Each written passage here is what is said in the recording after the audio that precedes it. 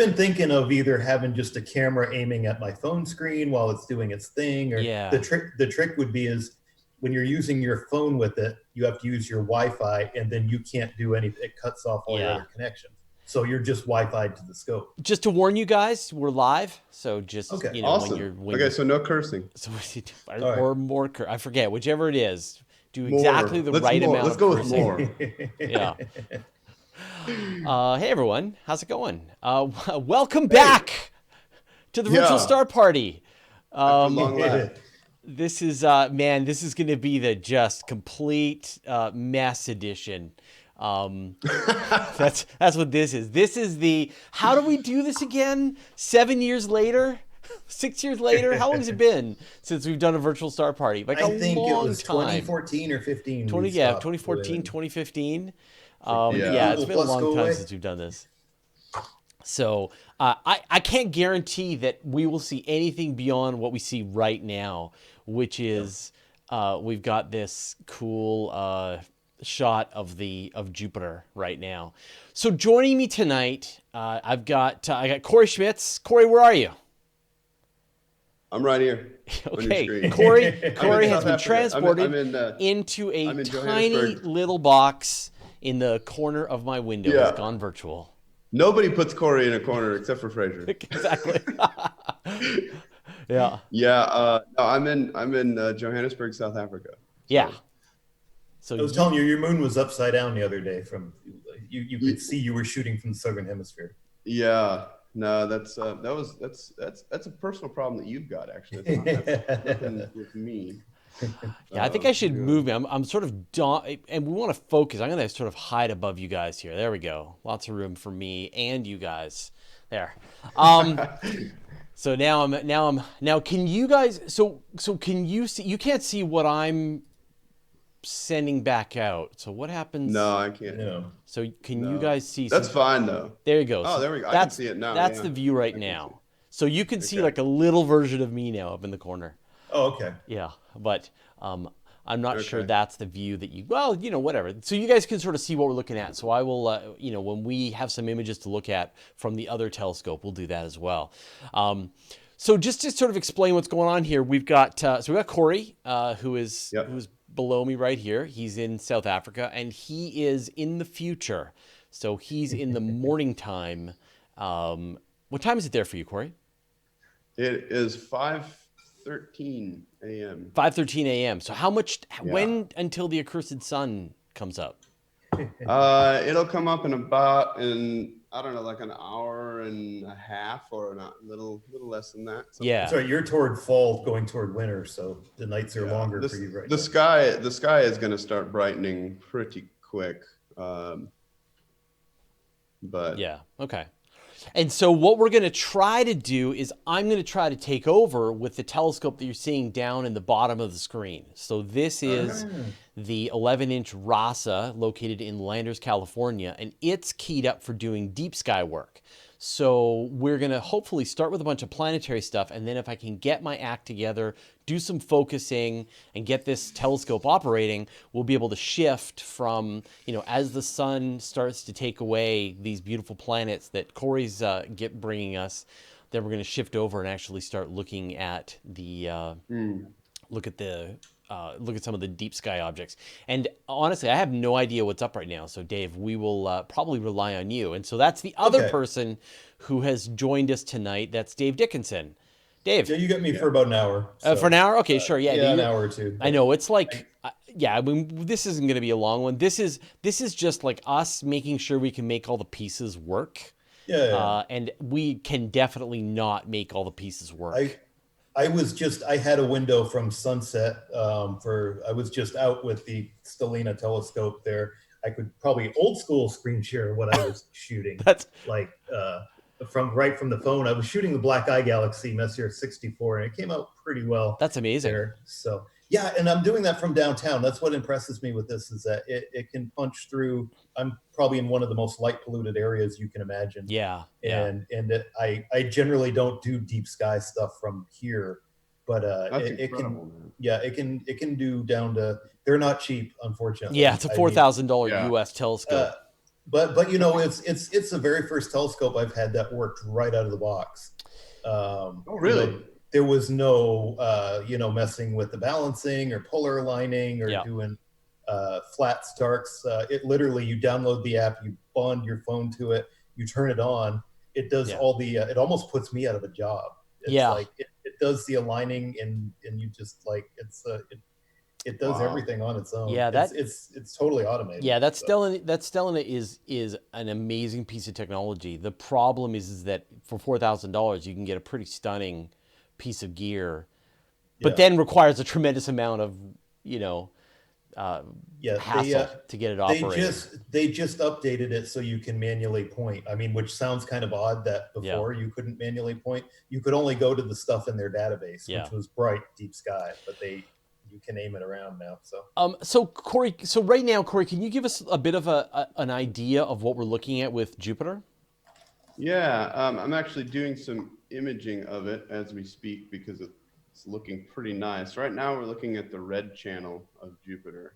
So I'm using a monochrome camera, and to get like the best planetary images, you need to use a monochrome camera, and that means you don't get to see color, unfortunately, in the telescope live. But I process that color in later, because when I image, I will shoot red, green, and blue one after another, and then combine those into a color image in post-processing. Right. So right now we're looking at the red frame. And so what I'll do is I'm actually going to try something new tonight. I'm going to do each color. So I'm going to do red, green, and blue, but I'm going to try and focus in between each filter so I can get a nice sharp image. Is the moon still up for you? It must be, right? Yeah, it should be. Okay. So later we can actually switch to the moon, and we'll look at the moon. And Saturn's up and Mars is up, right? Mars is up. It's low and small. It looks like a little acorn. You're not gonna see a lot of detail on it, right? Yeah. No, there's not much. I mean, you can, but it's small. Saturn is close by Jupiter right now, so that's easy. Yeah. And then, the moon is nearby as well. So I just captured red. So now I'm going to switch over to the green filter where we'll actually be able to see that GRS here again. And that's a thing to note, is that the great red spot actually disappears. It disappears. Yeah, I noticed that. When you move it out of view like that. In red, because the way the filters work, the brightest thing is going to be what comes through. So when you're looking at red, it's going to be, like a whitish, like a lighter color on the screen. So it's basically why that happens. Yeah, but it's like up. So just for people who don't know, it's right here. I'm just sort of pointing where the great red spot is right now. So actually, Jupiter is turning, and the great red spot is going to be getting more and more in view as we watch. Yeah, it's almost in view now. Yeah, it's kind of, it's funny. I don't know if you guys remember back in the olden days, we used to try to, we could never see the great red spot. Like the timing. It always seemed like the show was like, and I would check too, because usually I was doing bright targets like Jupiter or the moon. Yeah. It always seemed like we were just out of sync with it somehow.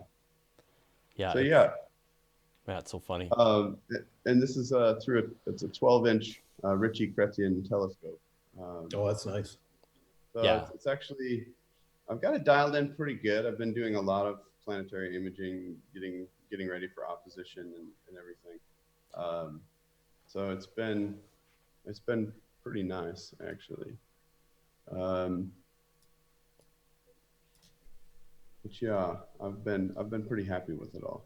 I can see some moments of good seeing there. Like it's blurry most of the time, but once in a while it kind of pops. There's more detail in it. This is actually pretty good. I mean, this is one of the better views that you're really going to get. It's not perfectly stable. I've seen better, but when the GRS rotates a little bit more, it'll be even better. So I'm going to switch over to the blue filter now Oh, that's better. Yeah, you can see the spot much better. It looks really dark. Yeah, it's interesting. Like in the red filter, you almost can't see it. And we'll post, like, we'll probably use this picture as the thumbnail but we'll put some links to the final picture when it's actually done. And it's incredible how much better the final image looks after you've done all the processing. Once you've grabbed megabytes of data and crunched it down into one picture. Well, gigabytes. Gigabytes. Yeah. Wow. Yeah. Hundreds. Like when I do a full night of imaging, which means about maybe 2 to 3 hours of kind of waiting and seeing when things look good, and then shooting, that will be about 150 gigabytes. Wow. Just for planets. So yeah, it's a lot of data. It's a lot of hard drive space. Yeah. I got a couple of questions coming in for you, Dave. Ronald Minch is asking, what's the rotation speed of the red spot? Oh, as far as how it's rotating on its own, I'm not quite certain on that. Well, how long does it? How fast does it take? Does Jupiter rotate? And then I guess we can calculate. It's right about 10 hours, I believe, without looking it up. I'm pretty sure it's about 10 hours that it takes to come all the way around Jupiter. So I know it's the fastest rotating planet or solar system. Yeah, and so considering how big it is, and so we would see that pass across the surface of Jupiter in an hour. It will be another probably a quarter of the way across the planet again. As far as the rotation on itself, like as a cyclonic storm, I'm not certain on that, but I know it's been shrinking there since we've been observing it over the last few centuries. That there's some discussion about if it's going to vanish entirely in the next 50 years or so. Yeah. So I thought it was coming back. It seems to be bouncing back now. Yeah. So Dave, if you were going to pick one deep sky object to try to go after tonight, what would you go after? Right now, well, I was going to say there is in the constellation Virgo, there's a lot of galaxies that are in springtime. I assume your telescope is in California, right? Yeah. So it's West Coast. So it's right as the sun's setting, just a few hours behind me here. There's a lot of galaxies through Virgo, Leo, Ursa Major, Coma Berenices. There's one supernova, and I saw this the other night in Messier 61. That's about 12th magnitude, I think. And if it's still bright, I managed to capture it with Stellina. So you probably could actually capture that one right now, too. There's been a few people I've seen observe it. Yeah. So that might be an interesting target to hit. The supernova? 61. Yeah. Yeah, I saw it the other night. It's still there. Really? Yeah. Okay. So it still is there. Yeah. Okay. Yeah, it's so that would be an interesting target to bring in. Yeah. Somebody from my. I mean, isn't it just it's a star in a galaxy, right? Yeah, you'll see it as just a star in the frame, but it's I compared it with the Discovery images. It's unfortunately I didn't discover it with Stellina. It was interesting when I was doing the Whirlpool Galaxy the other night, Messier 51. If I've learned nothing else from a virtual star party, is check your images afterwards. Yeah. There was a little star off the core of Messier 51 off the Whirlpool Galaxy, and as soon as I got back near the internet, I checked it. As unfortunately, there was a few moments there I thought it would be so cool to discover a supernova with this. I mean, it's not impossible to do, but it wasn't. But is that what I'm looking at? So sorry, which galaxy should I be going after? Messier 61. M61. Okay. Yes. All right. And I can pull up pictures of it too, Yeah. So it's the swelling spiral galaxy. Okay. Oh, is that what it's called? It's funny, some of the names I've seen, even with the Stellina app, there are some like the Ring Nebula and the Whirlpool Galaxy that are kind of universal. Okay. But they're getting a little creative with them. Yeah. So I'm gonna shift the galaxy. I'm gonna shift the telescope down at the bottom. You can watch this right now. I'm gonna slew this telescope over to M61, and we'll see what happens. Fraser, check this out. Somebody at you can hear it. You can actually hear the telescope moving. That's funny. Oh, that's cool. Yeah. Fraser, I'm going to show you what it looks like as of earlier tonight. Oh, you got a picture of it. Cool. Dave, I got a question for you. Can you recommend a good telescope for kids? Something like a small Dobsonian, like a 6-inch Newtonian on Dobsonian mount. Yeah. Are they're a good price and you get a good aperture. I know Orion makes some pretty decent ones. That's a good starter one to just push around and aim and just get out under. You can do the moon, you can do planets. Not a lot of troubleshooting with that. I would recommend most of the go-to and computerized ones to stay away from to start with, because you're going to spend a lot more time, checking the polar alignment, checking the balancing, rechecking the balancing, making sure the scope's level, making sure the go-to is not pointing at the ground or doing something. It takes they're not, unless you can afford $4,000 for a scope that you can just download an app and power on and it starts showing you stuff. But so the only problem right now is if you guys can actually see my telescope, well, it's not my telescope, it's of course Oceanside Photo and Telescope's telescope. It's illuminated, which means that the light from the camera that's showing off the telescope is shining down the telescope, and so it actually wrecks the light.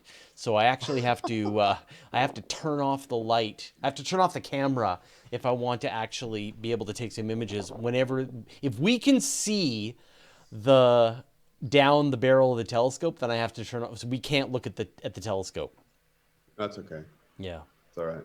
And the wind is still pretty high in landers. It's about 23 kilometers an hour, which is like right in the danger zone for what this telescope can handle. It's a little too fast. I'm a little nervous about the speed right now. Okay, I got a bigger view of yours now. Have you checked the weather there at the remote site? Yeah, it's perfectly clear. It's just that right now the wind speed's been really high during the day, and then it sort of settles down at night. So it's every hour that goes by, the wind speed is going to come down and down and down.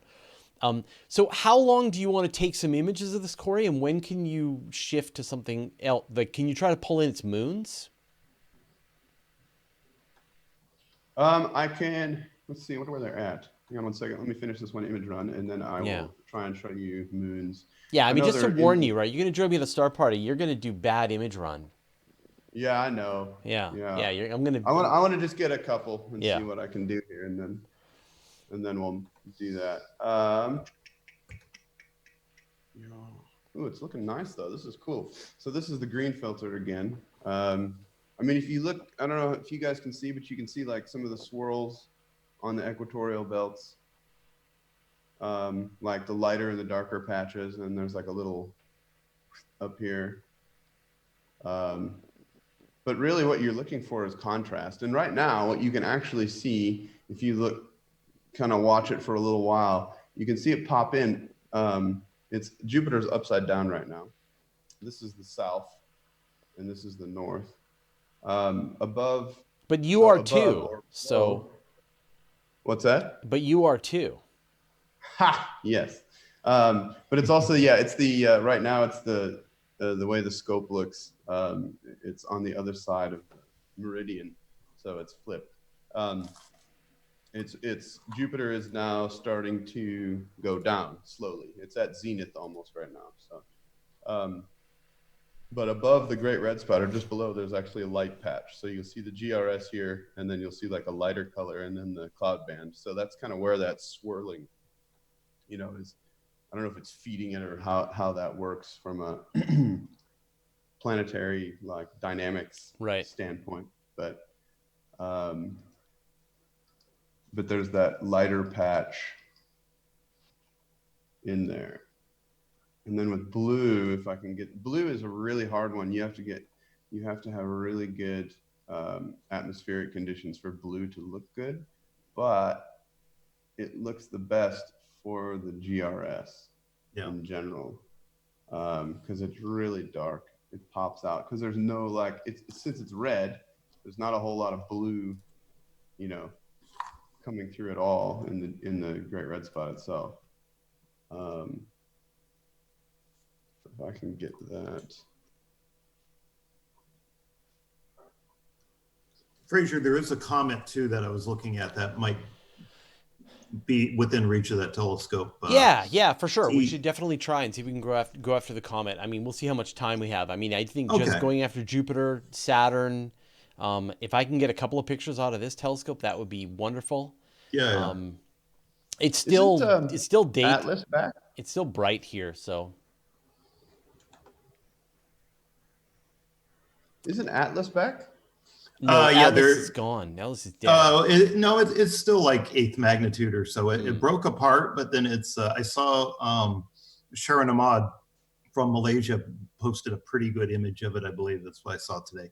That it's the big one is 2020 F8 Swan, but that's currently in the early morning. Cory, it's probably a better view for you than it is up here right now. But it's not anymore even. It's almost too low and too bright for me. It's kind of doing that hug the horizon. Its orbit is going parallel to the horizon at twilight, but I think we're going to get our best view of it here. It's going to probably be just high enough in later May. So if it holds up at 3rd or 4th magnitude, we might have a binocular comet, maybe naked eye. So so now I'm grabbing the luminance frame. Luminance is probably my favorite just because it's so. Oh, that is cool. It's all the colors. I mean, it's a clear filter basically over the camera. So it's just always so nice and smooth. And you're not having to clean your scope off with a hairdryer like I used to have to do. No, it's the Ritchie Chrétien design. It's for whatever flaws it may have. It's big, it's heavy, whatever. I don't have dew issues. Fraser, I see the telescope view is flickering for you.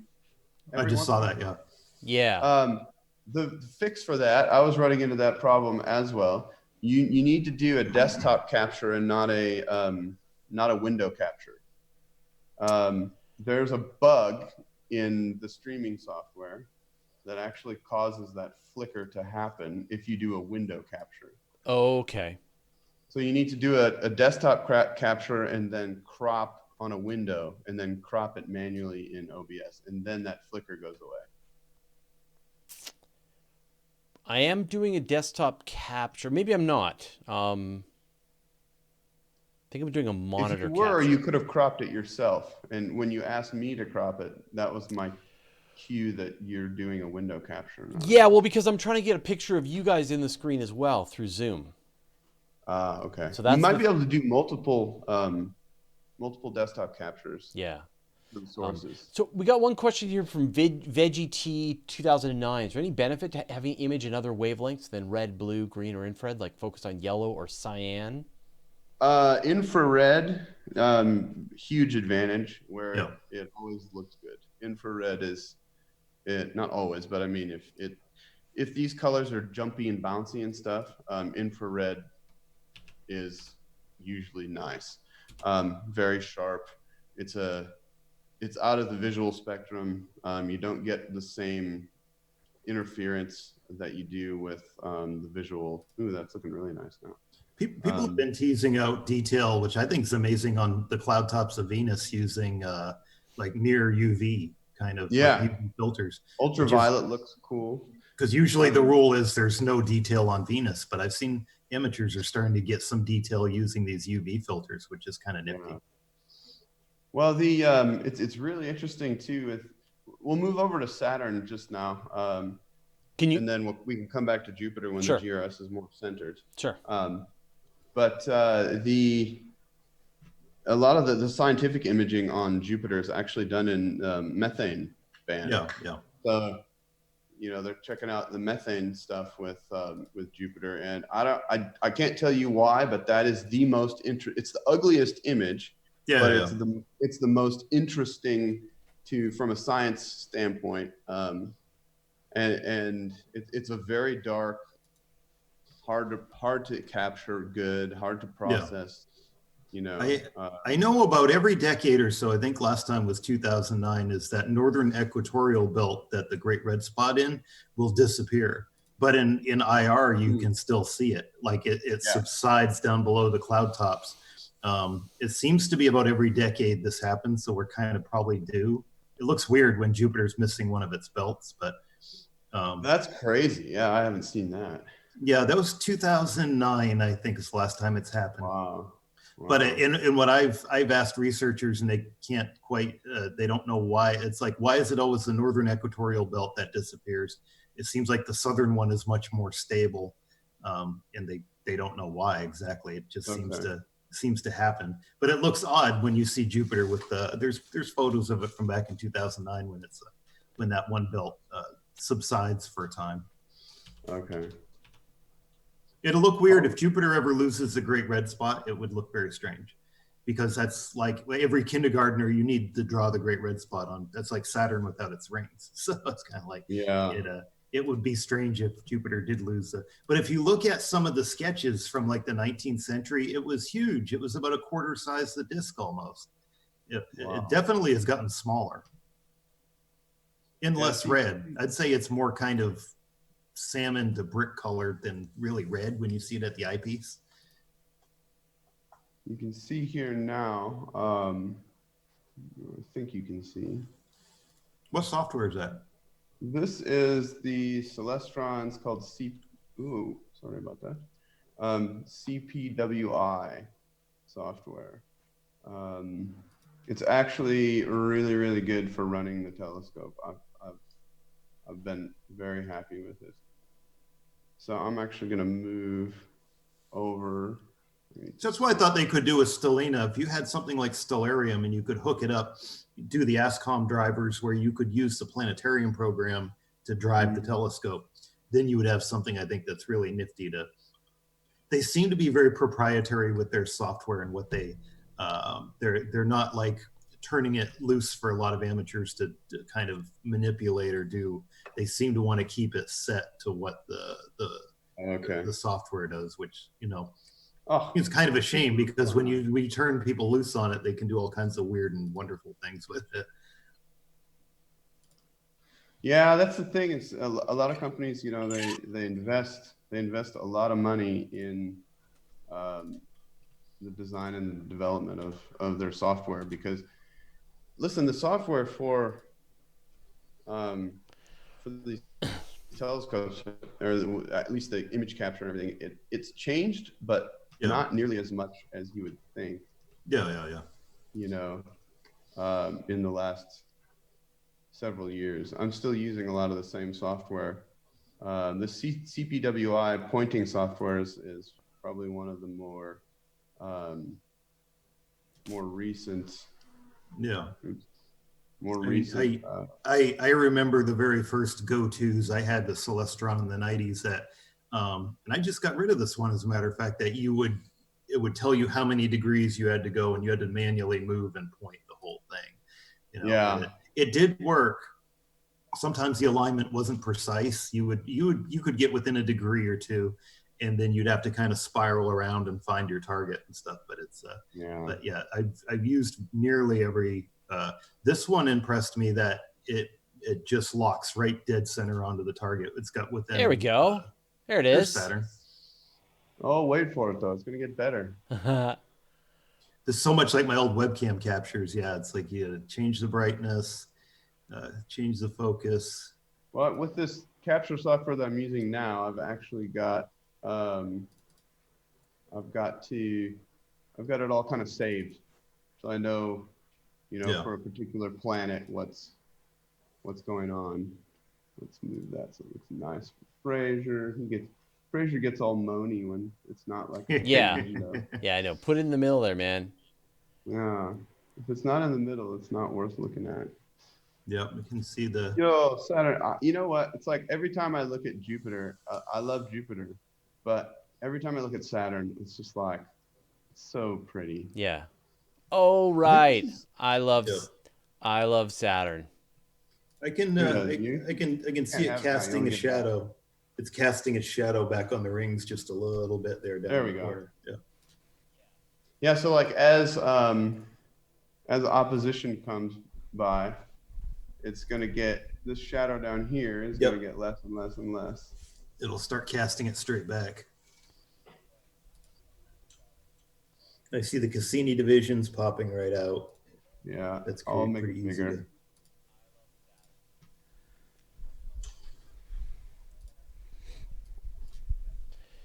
little bit of surface detail there too. You got to admit, if Saturn didn't have rings, it would be very bland looking. It's just a yellow disk. There's not a lot. It doesn't have the really pop out detail. Yeah. I mean, you know what's interesting is you see the things in Cassini with the polar hexagon, and now I see amateur images that you can see like the parts of it on the hemisphere, and I'm like, I'm surprised we didn't discover it before Cassini went by. I think maybe it was just something so arcane that we didn't really think to look for it. But you can see it on some amateur images, some of the corners of the hexagon on the top, some of the really detailed ones. So I've captured slight bits of that hexagon. Yeah. It's tough though, because you need really good conditions, Yeah. There you go. There it is. Oh yeah. Look at that. There's the Cassini division. Yep, that pops right out. It's a big groove all the way around. You can see the A, B, and C rings kind of. Yeah. What's your camera, Cory? This is a ZWO. It's an ASI 290mm. Excellent. Oh, hey, Dustin just dropped in. What's up? How we doing, guys? Hey, what's up, Dustin? Oh, Cory, good to see you here. Oh, man, thanks. And Dustin, you know Dave Dickinson? I think we might have met once or twice. Yeah, I believe so. How you doing, Dave? You've got his book anyway. Yes, I do. Great. Yeah. So I didn't want to interrupt your conversation here. This is an incredible view. Look at this. Yeah. A little more challenging to do this with the Rasa. Yeah. We're not using the Rasa right now for this. That field of view is a little wide on the Rasa, isn't it? Yeah, Fraser's done some pretty funny attempts though, man. People were calling it sad, like SAD. Yeah, sad turn. Oh. Yeah. It's just not fair. Yeah, this is exciting stuff. I'm glad you guys are doing this, man. It's the star party with no locality. The entire world is invited. Yeah. Well, we started this, or Fraser started this a long time ago, and like Google back when Google Plus, Google famous for a while. Yeah. When Google Plus first started, I think it was 2011 or 2013. I think is when we started doing. I started doing this before I started writing for Universe Today. I think it was the very first thing I started doing with you was virtual star parties. It's a lot easier now, technology-wise, than it was back in the day, because like we didn't have OBS, so all we could do was just have the Hangout and try to connect that way, right? So I think OBS is probably like the great invention. It's so perfect. Yeah, it really is. And so then you can construct a screen in a way that you just couldn't do before. I'm loving it. Yeah. Back in the day, I was using a $20 webcam just aimed through a C8 Celestron. I like took the lens off the front, super glued on an eyepiece barrel, and just had it like aimed through the telescope. And that's what we could get planets. You could get bright planets, the moon, and maybe a few bright double stars with that. Because the field of view was really like 10 arc minutes across, if that. It was not that big. Yeah. I did a similar thing. I took apart an old Logitech webcam and ripped the lens off, and I hot glued on. I think that's what my brain would when I had barrel, so I could stick it in. Remember, I was like tracking the Dob by hand. Yeah. I've got to apologize, everybody. We're just gonna reminisce tonight. Yeah. No, I'm actually shooting. I'm doing just a little bit of imaging here because it does look pretty nice. So. Yeah, geez. I mean, really, like you can see contrast in this belt here. So there's a lighter belt in the middle, and then it gets a little bit darker. So the top of Saturn is actually here. It's upside down. I think it's the northern hemisphere turned toward us right now. I think. Yeah. This is the north. Yeah, because it was at its widest in 2017, and it's going slowly toward edge on again. By 2024, 25, I think it's going to be edge on. Is it? Oh, cool. Yeah. I haven't even paid attention to that part, but it's so cool. But we still have it tipped open pretty wide right now for this year, for 2020. So pretty soon we're going to be getting that narrow view. When I process the images, you can actually see the bottom of the planet below the rings. Yeah. And you can kind of see it now. It's just like a little bump, I know an observing challenge. You might get this on your images, is to try to see the disk of the planet through the Cassini division. If you get super good seeing conditions, wow. I've never seen it, but maybe on the processed image you would see that little dark gap of the Cassini division. You can see the planet kind of through the ball of the planet through that. Aaron's asking, can we see a galaxy or nebula? We can. We just have to get this telescope rolling. So right now we've got the planetary scope that we're showing from Cory, and it's still a little too bright to get any images out of the other telescope. But hopefully, I could attempt to screen share what I got from the Stellina one if it will work. No. We're all right. All right. Yeah, I think. I'm totally covering up Dustin there, uncalled for. There we go. All right. The telescope's a better view. Yeah. You don't have to worry about that. You've got one in your view, though. It's right behind you. Yeah. I never get too far away from them. I know the feeling. So make sure you got a telescope at least like somewhere near your head. Just like, yeah, I think we all do. We all have a telescope in our field of view right now. I have two in my apartment, and I've got a little PST somewhere up there on a tripod. The Stellina in my usual Orion ones over there. So unfortunately, I got to send that Stellina back in a couple of weeks. But you got to give that thing back. Yeah. Well, only if they, I don't know.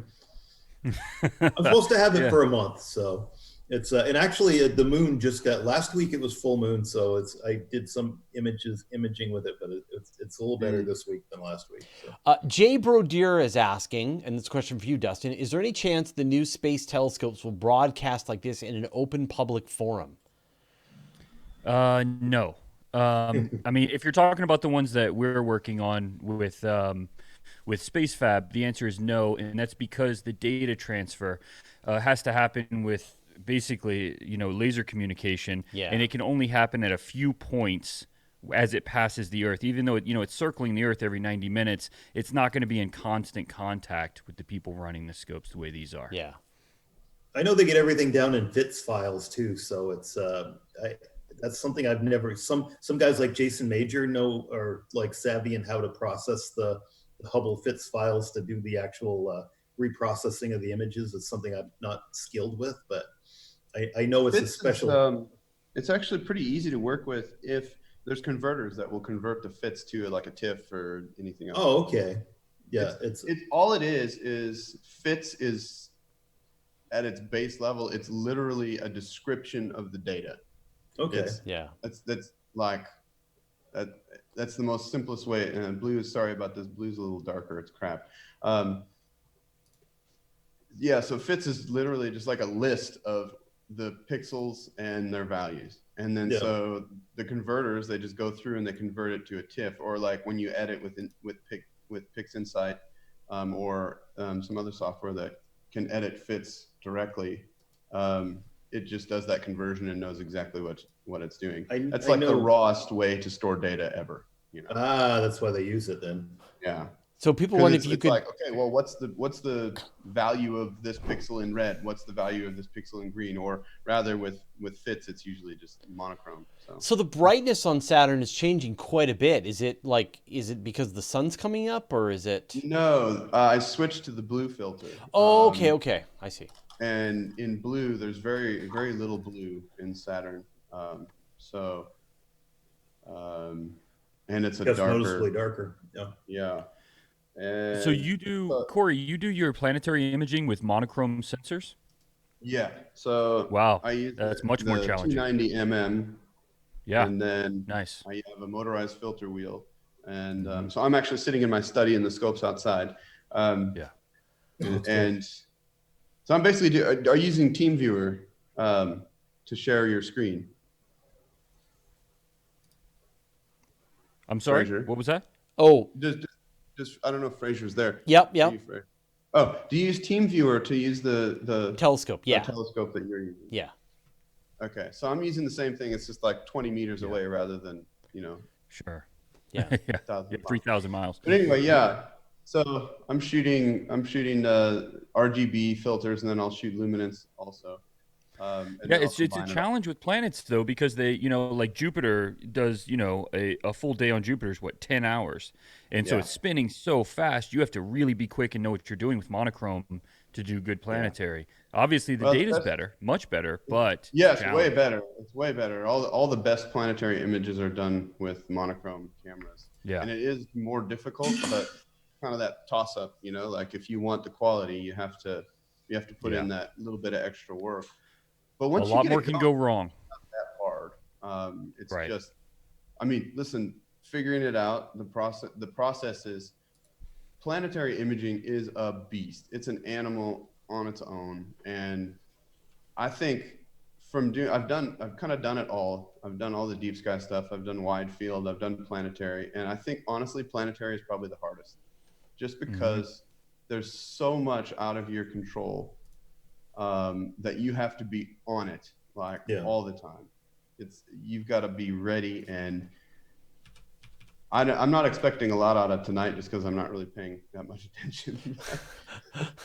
But I mean, you're Yeah, constantly no, adjusting. I'm just grateful that we made this actually go onto the internet. So that's it. Yeah. That was the limit of my expectations, was that, It, the fact that Dave was able to join us as well, the fact that Dustin was able to drop in and say hi. And Cody's Lab's watching right now. Hey, Cody. it amazes me with image stacking how fast that technology has come along.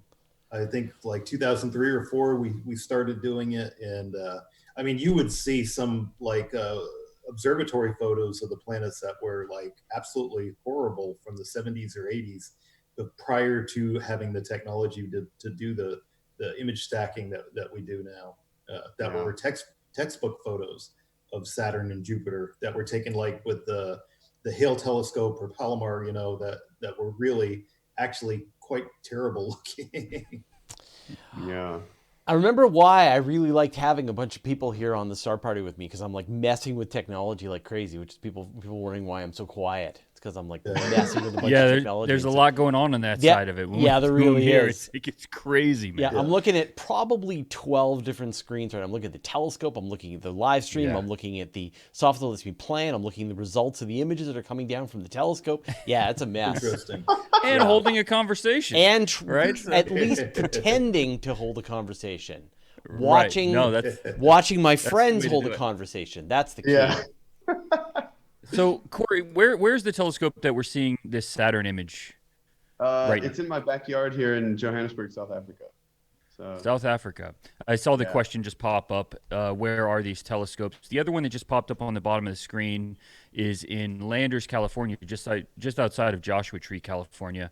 It's actually not part of this whole virtual star party. We're building a foundation for these moving forward. We're putting scopes around the world for this purpose.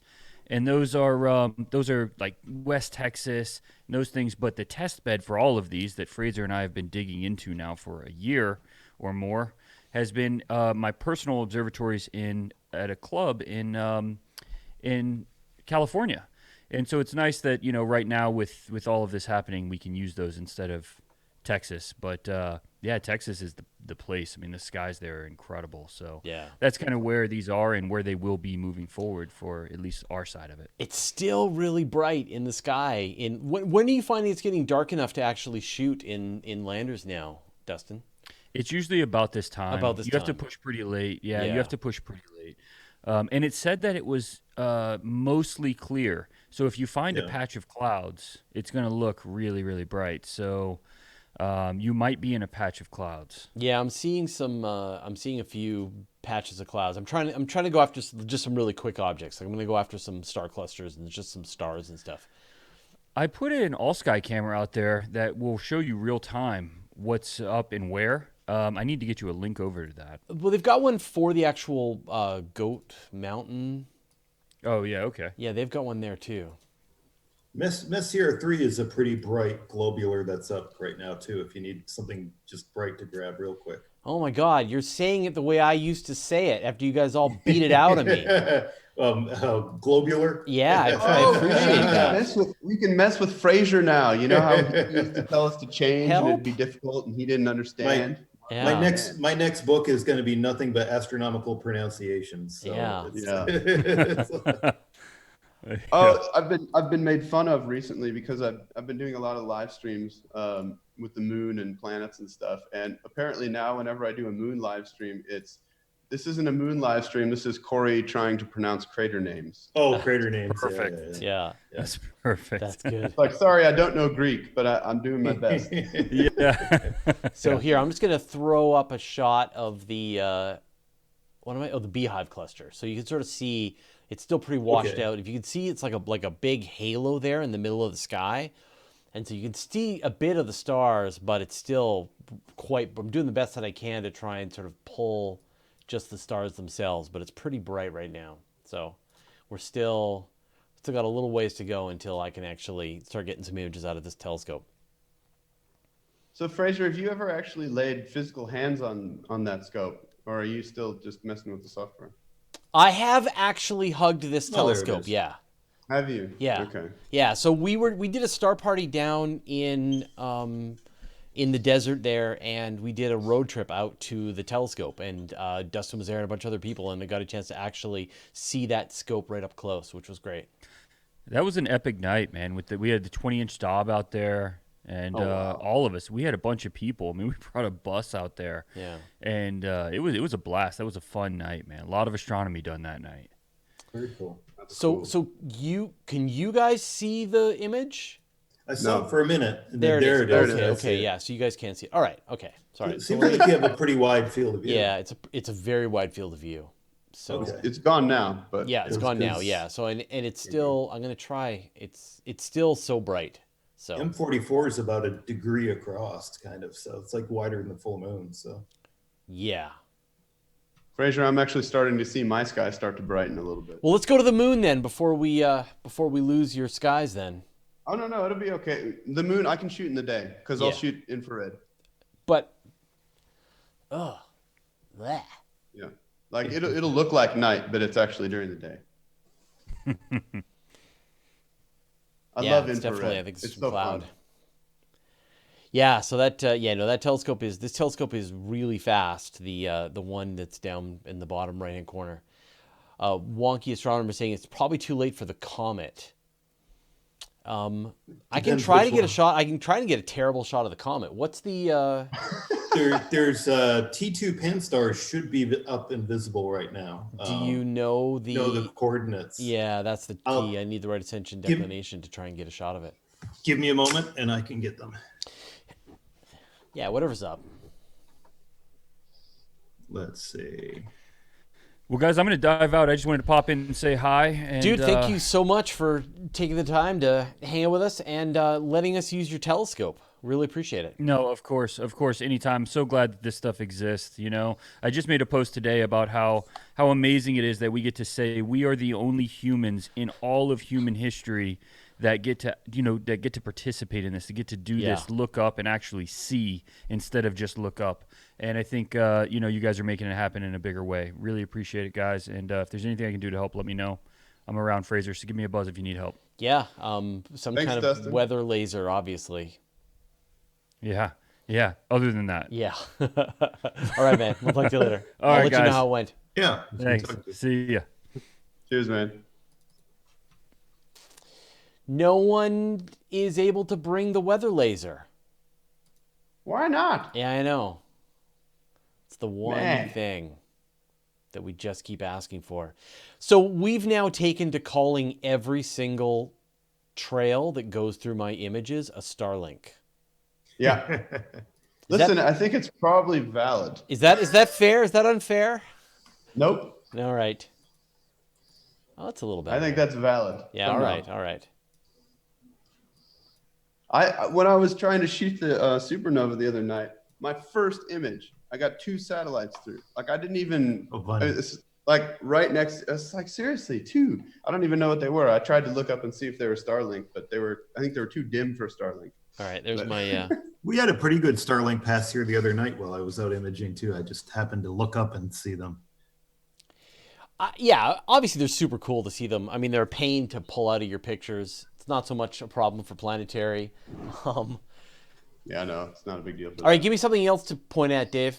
All right, I have coordinates for T2 pan-stars. Whoa, okay, this is going to be tough. All right, let's see if I can do it. All right, which one you want first? Right ascension, declination? Yeah, okay, hold on. Let me just I'll manually put in the location. All right. I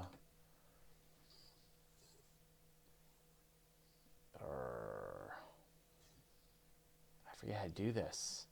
Who sends a telescope manually to a location? Oh, I still do it. Yeah, sure. I do. I did this with Saturn, believe it or not. You didn't just go click and go show me Saturn? No. All right.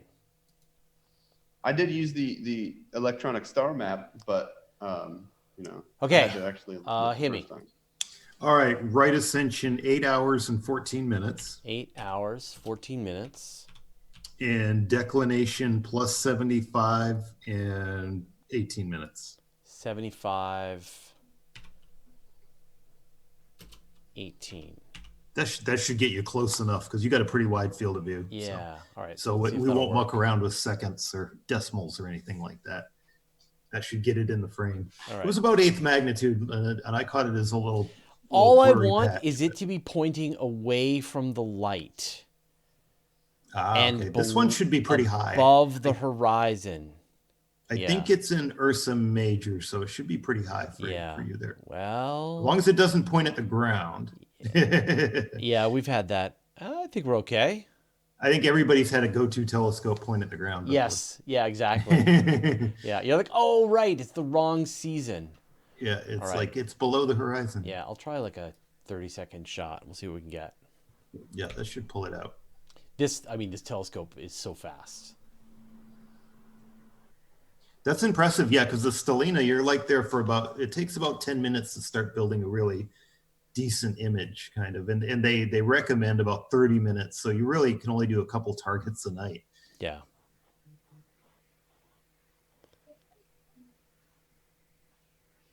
I can hear it. Nice. I think we should I'm going to move it over to Jupiter because the GRS should be centered right now, and things are looking pretty nice, so let's switch. Yes, I have a comet. What? I have a comet. Nice. Yeah, that's pretty awesome. It's pretty washed out though. Like I said, it's still pretty bright right now. So just give it a second, and I will bring up the comet.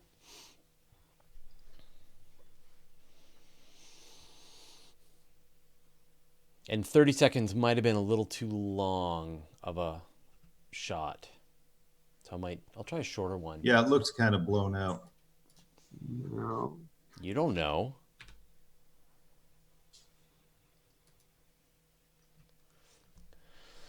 Come on, little internet. Give me that picture.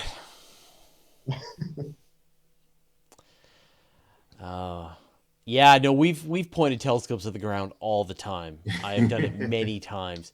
Well, and often, someone is just going, someone asks on the internet, like, hey, can we see the cigar galaxy? And you're like, yeah, no problem. And you type it in. Yeah. And then suddenly you're pointed at the ground. They haven't made a telescope that can look through the Earth yet. Yeah, so. A neutrino telescope or something. yeah, maybe that type could. But. Yeah. Oh, I can see my sky start to lighten. This is cool. I can see it in your background too. Yeah, it's starting to get a little daylight. Yeah. All right, there we go. Okay, so so I did a 30-second view of the comet. Well, I think it's gonna work. Let's see.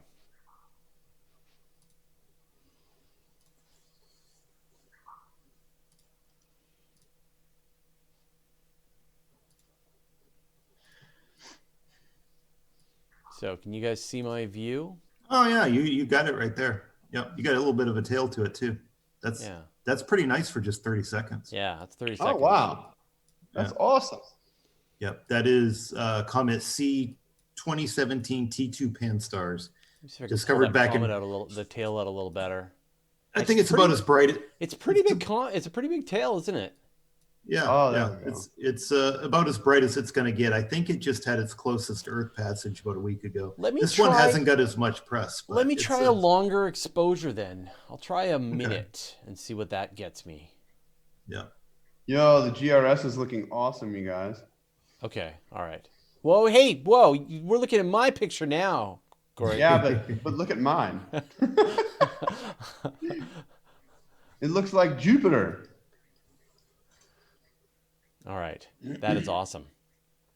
Oh yeah, you got the coma and the nucleus and the tail and I'm a little out of focus again. I need to refocus the telescope. I'll do that in a second. Yeah, there's about 4 good binocular comets right now. There's Comet F8 Swan, there's Y1 and Y4 Atlas, and there's this one T2 Pan-STARRS. All right, so where were we? Okay, there. Now we're looking at your picture, Cory. Okay. Look at mine. Look at mine. So this is in luminance. Yeah. So for the people who've been watching since we started, look how far the Great Red Spot has already shifted around since we started. Yeah. It's like any part of a astronomy club meeting when you go to, and there's all the people that want to show all their slides on the screen of all the stuff they've shot. So, Prashant Gupta, you're asking, Gupta, what is the model of the telescope? So we actually have 2 telescopes rolling right now. The telescope that I'm using, the one that's taking the picture of the comet, is a Celestron Rasa. It's an 11-inch telescope. And the telescope that Cory's using for his planetary stuff is, and I completely forget. What is it, Cory? It's a 12-inch unbranded GSO Ritchie Chrétien telescope. Did you build it? No. No. Okay. No, I bought it secondhand actually, but there's no brand name on it, but it's from GSO. So they make all of the mirrors, like not in the world, but many of them. Horizon Brave, do you know a place that provides really in-depth guides to starting and doing astrophotography? I think I do know a place. I know one of those. If you actually go to my website, there you go, photographingspace.com, there are like over 100 tutorials to get you started on astrophotography in lots of different ways, whether it be what we're doing now, just a lot of good information to get you started. So basically, to start from the beginning, you have to kind of know what's going on, like in the sky, what you want to capture, what you want to try, and then you just go for it. And there's a lot of information on my website at photographingspace.com. Yeah. So go check it out. Yeah. There's also a chapter in this book just on, although it's already a little out of date, on astrophotography. What? Yeah, that it's well, it was written like 2 years ago, so astrophotography is some of the things have changed in it slightly. The chapter on astrophotography here goes right up to about like beginning deep sky the hardest hurdle of getting into just doing fainter deep sky astrophotography. Yeah. So I mean, a book on astrophotography would be a book on its own. Yeah, so to compress it into a chapter, that was kind of, and Cory helped me with some of the stuff in that chapter, as a matter of fact. So that was my goal, is going from just doing bright stuff like, using your smartphone to shoot the moon with your eyepiece, and then getting into deep sky stuff. I'm going to steal the show again, Cory. Do it. So here's my 1 minute exposure on the comet. Yeah, you can definitely see the tail. Yeah. Actually, it's not much of an improvement over the 30-second view. I noticed doing a 20-minute exposure, it was actually trailing, and I realized you were seeing the motion of the comet against because the telescope was locked onto the starry background, and I noticed instead of a small smudge, it was a smudgy line, and I realized that actually in 20 minutes we actually saw some of the motion of the comet, just from the trailing of the. Well, it's the thing with comet imaging is you actually, in order to do it like a good image of it, it's a lot of shorter exposures. Yeah. So, you're not going to do minutes and minutes long exposures. You're going to do a lot of short stuff. Yeah. So, and then stack those. And like, people are like, oh, I want to take a photo of a comet. Well, if you want to do it through a telescope, it's really difficult because you have to shoot a lot of short exposures. And then, all right, we'll go back to your shot. And then you have to stack the comet, and then you stack the background stars, and you combine those two images in post. It's like, yeah. We're overdue for a really bright comet. So it's hopefully Comet Swan, if it does third or fourth magnitude, that it could be, but like we were talking about, it's kind of hiding in the twilight right now. So yeah. I did not get a good view of it here just because it's right basically from my house, and everything, it's right over the brightest light dome in the city. So it's in Y4 Atlas, the one that broke up a week or two ago, that's right in that same region too. It was ironic. Right. They're both kind of hovering in that same dawn. That one I have not seen yet. I'm going to go to M13. Okay, that's a good Hercules. Speaking of globular clusters. Globular. Oh, you mean you mean globular? Oh, you mean globular? Globular. Now I'm all confused. I don't know which way it goes anymore. Yeah, M13's a good one. It's one of the better northern globular clusters. So you can see the telescope moving there. Oh, yeah. Horizon Brave saying, I assume all of the processing and rendering means you need a pretty decent machine processor-wise? No. No. No, not really. Yeah. Sorry, it's like a simple question, but it's a simple answer, but no, you do not need a super beefy computer. You're not crunching numbers. Yeah. I mean, you are, but you're not. So it's. Yeah, I mean, like maybe it's going to take a rendering that would take you a minute. It's going to take you 2 minutes if your machine's a little slower. Yeah. Yeah. It's not one of those hours-long video type of things. Yeah, yeah. All right, I'm going to take so check this out, Dave. We're actually looking, I switched over to infrared because it's starting to get quite a bit brighter. Brighten up really quick. Yeah, it's definitely worse though. Yeah. So maybe it's time to go to the moon. PRS here. Let's go to the moon before you get too bright there. I mean, obviously you can view the moon in the day. You're exactly right. Yeah. Well, I need to. I got to do this for science, though, Fraser. I'm going to capture about 8 minutes worth of infrared. Oh, okay. Well, you know what? It's getting dark enough now, so I can take over the party here. Nice. Yeah. Oh, cool. Yeah, I've actually been submitting my images to planetary science online libraries that people will, like a lot of the planetary scientists, monitor the websites when people upload them because it's weird. We've got all this science and everything, but we don't have constant monitoring of planets.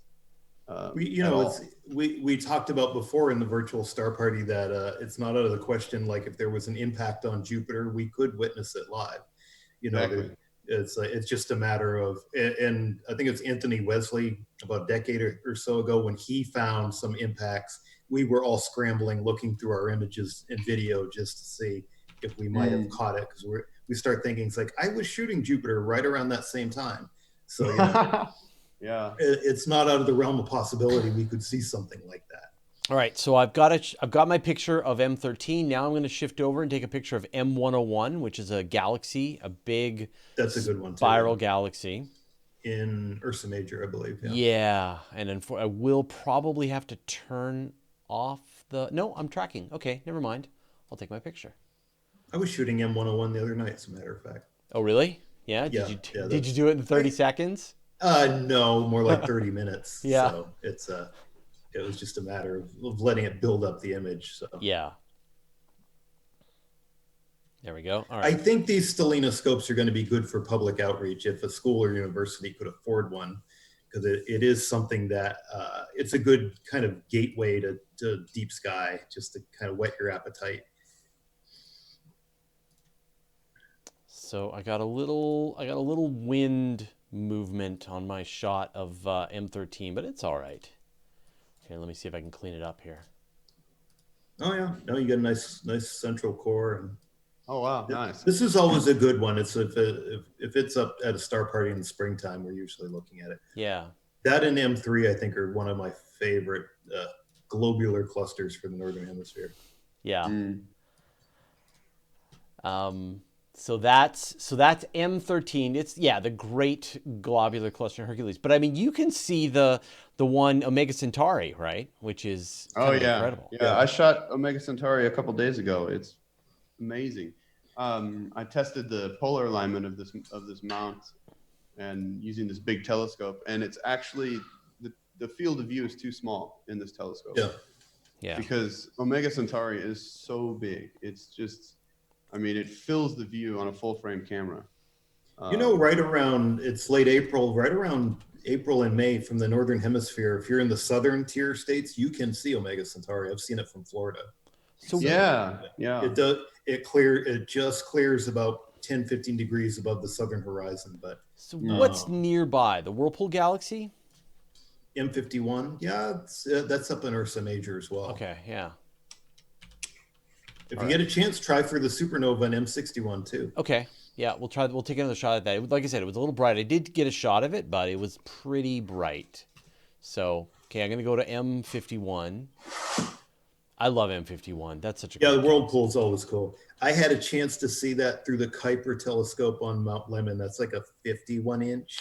They hooked it up for visual observing when they had an open house, and we were looking at M51, and you could see like the tendrils from the little satellite galaxy that's feeding off it, and it was pretty incredible to see it that close. Like it almost confuses you to look at it through a scope that big, because you're trying to get the orientation. It's like, oh, we're looking at that segment of M51, like not the whole galaxy, just that little piece. I wonder if I can remove no.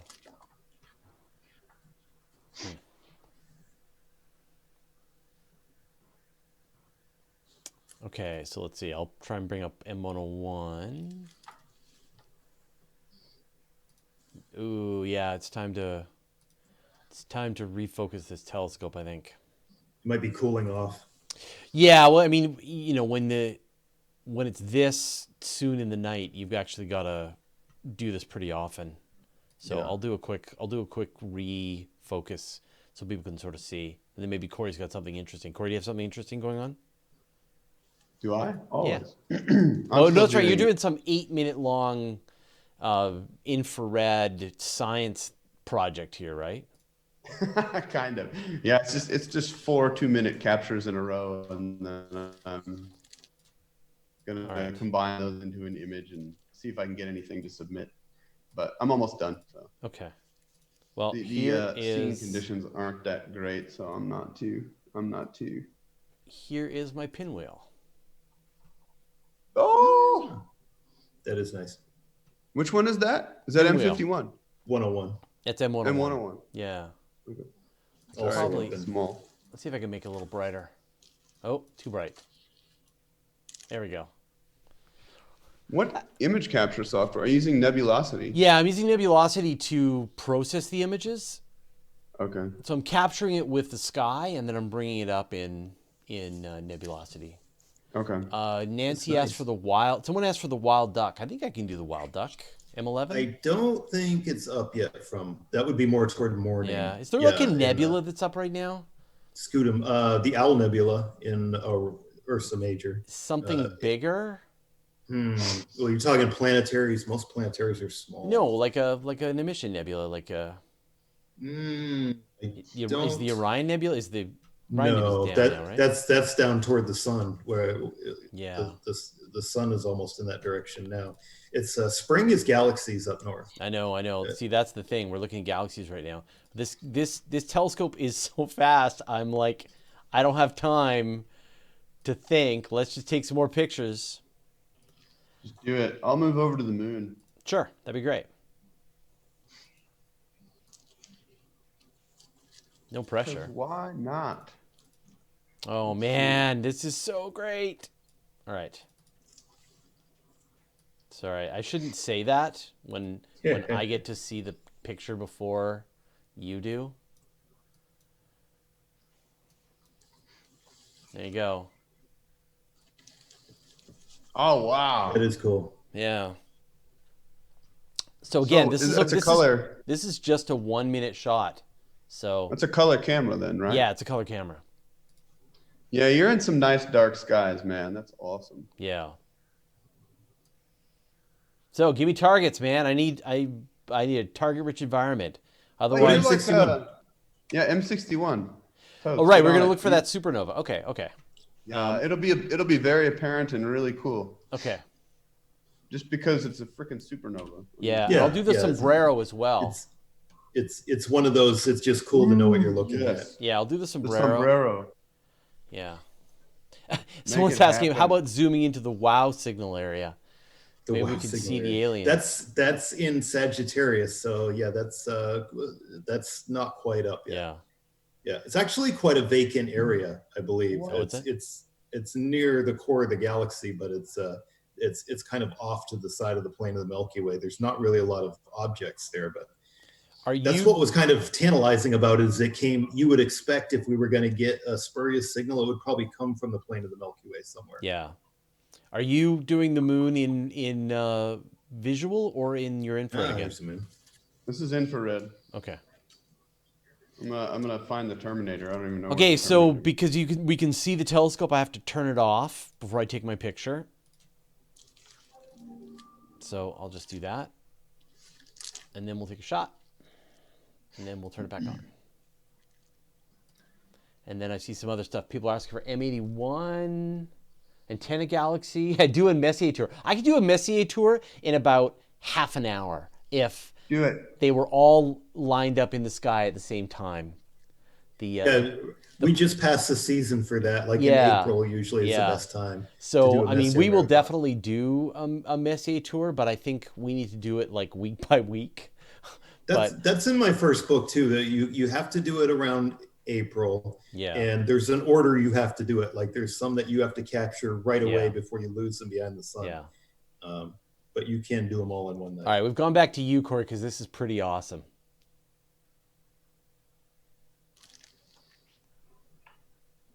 So there's. Okay, Dave. Which crater is it? Well, let me back up on the screen again. I'll have to pull my app up. I'm really rusty on my lunar geography. Someone wants the Iris Nebula. Yeah, we can do the Iris. Let me see. That is I don't quite know crater. Oh, sure. I like that one. That's a good one. Yeah. Let's see if I can. Looks like you're in lunar highlands. I know that much. It's too dim. Let's make it bright. Iris Nebula is too low. Right now, the Iris Nebula is only about 15, 16 degrees above the horizon. I need something that's at least about 30 degrees above the horizon. I was looking at the Black Eye Galaxy. That's got some character to it. I'm going to go after, like I said, I'm going to go after someone wanted M81. I like that. And then there's a pair, the M81. Yeah, M81 and M82. So we'll do that. And then after that, I'll do the sombrero, and then we'll see where we get. You might get M81, M82 in the same frame. That's pretty wide. So might be able to I know you do. You do.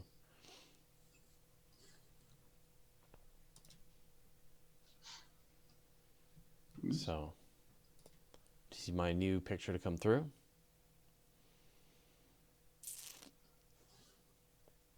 You can see how bright it is behind Cory now. Yeah.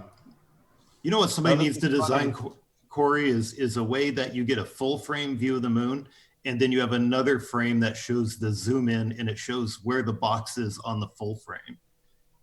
If that makes any sense. That would probably be an easier way to know what crater are we looking at, because it's always a matter of, in context, what region are we even looking at, right? You want like an annotated version of the moon? I can do that. Wow, this is crazy. The air is getting so turbulent now because the sun is starting to come up. Yeah. I mean, this is a wobbly mess. It'll stabilize again soon, but it's funny. All right. So I'm now on M81, and I'll take a picture. All right, so my M61 is here. I'll take a look and see if it worked. A little bit of wind. Wow, it's like another little galaxy in there. Huh. Your M81? No, in my M61. This is a mess. I think there is. Yeah, the M61 is up in the Virgo, the Virgo bowl, so you can't not see galaxies by sweeping around. There's hundreds. Yeah, there's a pile of galaxies in here. So it's a pretty tiny little galaxy, isn't it? Yeah, there's that galaxy cluster there. Like, so you can just drop your eyepiece in there and sweep around and you'll see galaxies. So I'm just putting it up here, Dave. Maybe you can help me find my way around here. So if you can see, I've got one galaxy here. I got one galaxy here. I got one there, one there. There's more. Like those are all smaller NGCs. Yeah, like a whole bunch of little galaxies. Yeah, the Virgo, the bowl of Virgo, that asterism. There's hundreds of galaxies. So this is where which one is? What's the supernova? Zoom in. Okay. If you can. Yep. Because you had to zoom in view. All right. There's 3 stars in a line. The one I'm seeing all the way to the left, right? Nope. Go back. No, right there. That one. Nope. You were on a second ago. That one right there is the supernova. So this is a supernova. Yes. Yeah. Yes. I know from looking at it before that's the because it was 3 in the line. That third one's usually not there. So that's really cool. It's about 13th, 14th magnitude, I think. So how cool is that, man? Well, and to think that's 23 million light years away. So when light left there weren't humans here. You know. So like 23 million years ago, that star blew up. Yeah. And it's now spreading its enriched guts throughout the universe to make life. All right, so let me try M104. Do we know what kind it was? I think it was a Type 1A. A Type 1A. I'm pretty sure it was a Type 1A. I'd have to look back through again, but okay, Dave, without cheating and knowing where this is, you should know this crater. Oh, Copernicus. I was gonna say no. Okay, that was my guess too, actually, because it's got that central peak in it. That's it. That's all I got. It's the only. I could just start randomly naming Plato, Aristarchus. Yeah, a couple of people are noting that star was blue. So is that what it's about? It's like a blue color. I mean, I don't think. I think that's more just an artifact. I don't think it's actually bluish like that. Yeah, buckle up, everyone. It's galaxy season. Like that's what we're looking. That's Tycho. Nope. Okay. It looks a lot like Tycho. It's got that central peak in it.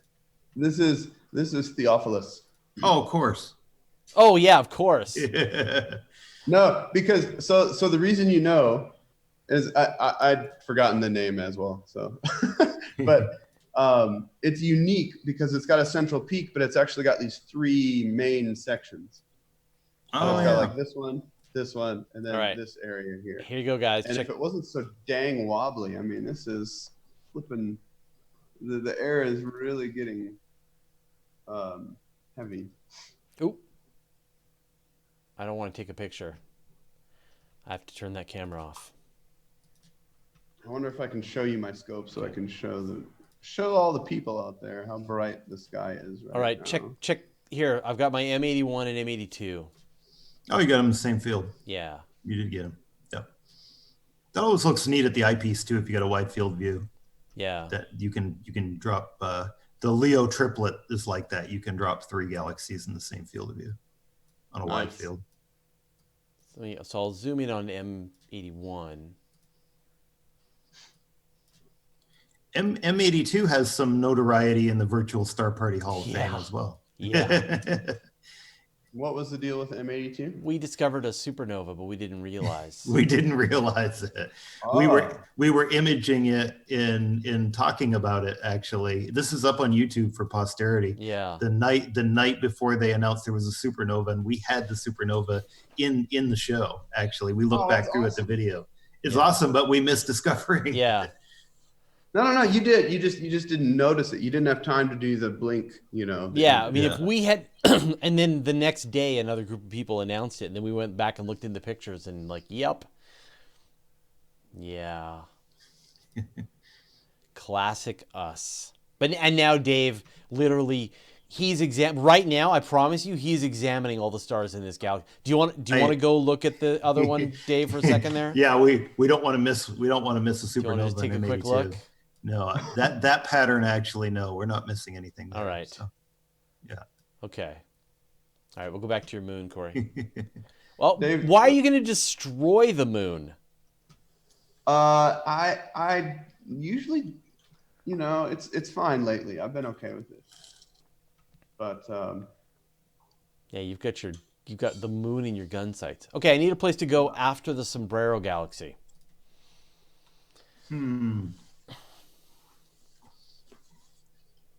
Yeah, we did M81.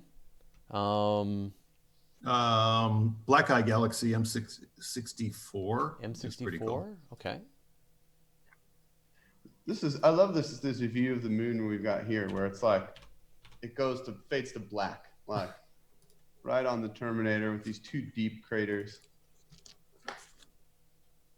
Whoa, if I could, there we go. All right. That's in another rich group. The Comet Berenices has a lot of galaxies in it too. That's right above Virgo. Yeah, I like to taunt my Southern Hemisphere friends with these galaxies. There's some galaxy clusters in the Southern Hemisphere, but they're not as prominent. There's actually a cluster of galaxies around M61 with the supernova. Yeah. But they're dim. They're not in Virgo. That's what we were seeing when we were imaging. You could see all the little dim galaxies around it. Yeah. And they're cool, but it's not like the nice Leo triplet style. Yeah, there's not a lot of structure detail to them, spiral detail. Oh, there we go. I'm starting to get focus fixed here. It's changed so much because of the temperature. That's much better. Jeez. Fraser, I'm probably going to bail. It's way past my bedtime now. So, yeah, I think we're going to go for like another 20 minutes or so and then wrap it. So here, but I want you to look at this. Okay. Yeah. Ooh. Oh, the sombrero. Yeah, you got the I'll be right back. Hang on. Center. What was I taking? Oh, I'm taking another picture now too. Yeah, that's a classic one too, because you get that dust lane that's almost edge on to us, so you can see it like bisecting the whole thing. Well, so I hate to do this, Dave, but we are gonna have to. This is gonna have to be start time for a little while. So. Yeah. Yeah. All right. Well, it's cool. It's cool. It works. It works. It's working like a charm. Yeah.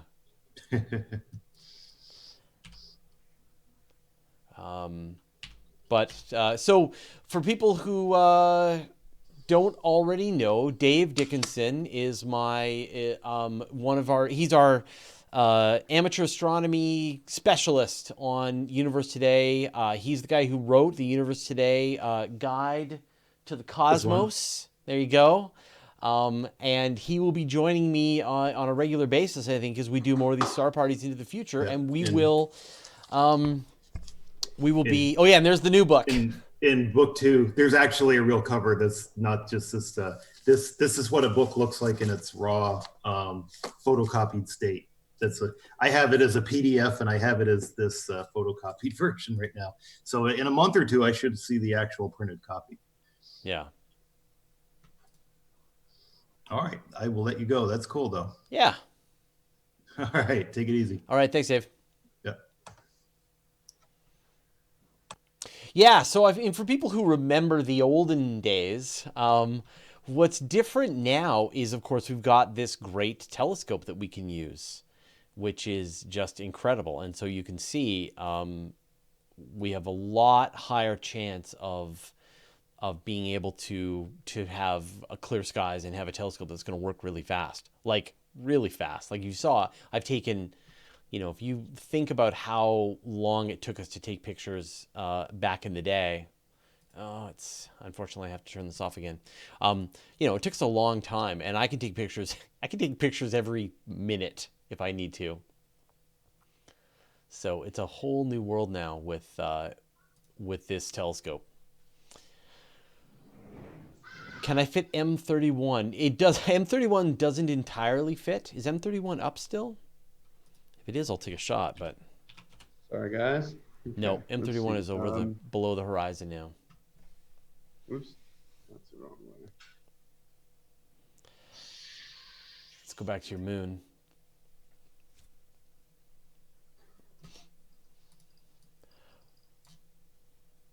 So much better now. Okay, cool.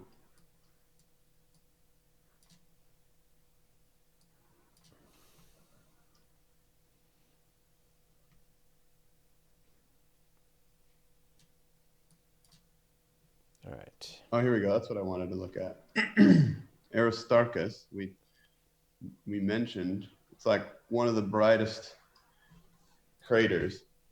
This crater here is flattened right now because of the phase, but it's twice as bright as pretty much everything else on the moon. Yeah. But that's not great a view of it right now, so we're not going to stick around. Can you get, wherever the shadows are, right? Yeah. But there's some of them that look good even when it's flat. Let's see. You mentioned... no. Dave wanted the black eye galaxy before he left, and he didn't stick around for it, so because it's late where he lives. So there it is. But I'm a little bit of wind. Oh, look at that. That's awesome. Yeah. That's cool. That's such a weird, it's got that, I wish I knew. Oh, okay. This is cool. This is going to be rad. Okay. Are you ready? Yeah, I'm ready. Okay. Check this out on the top. It's not quite the Terminator, but we see this either crater edge or a mountain. Yeah, right there. How cool is that? I love that stuff. Yeah. I'm going to take an image of that because I can, and it's daylight. So I love daylight stuff. It's like, oh, hey, yeah, the sun's coming up, and I'm pretending like it's nighttime. All right, I'll get out of your way. All right, someone wanted the Owl Nebula, and I think I got it.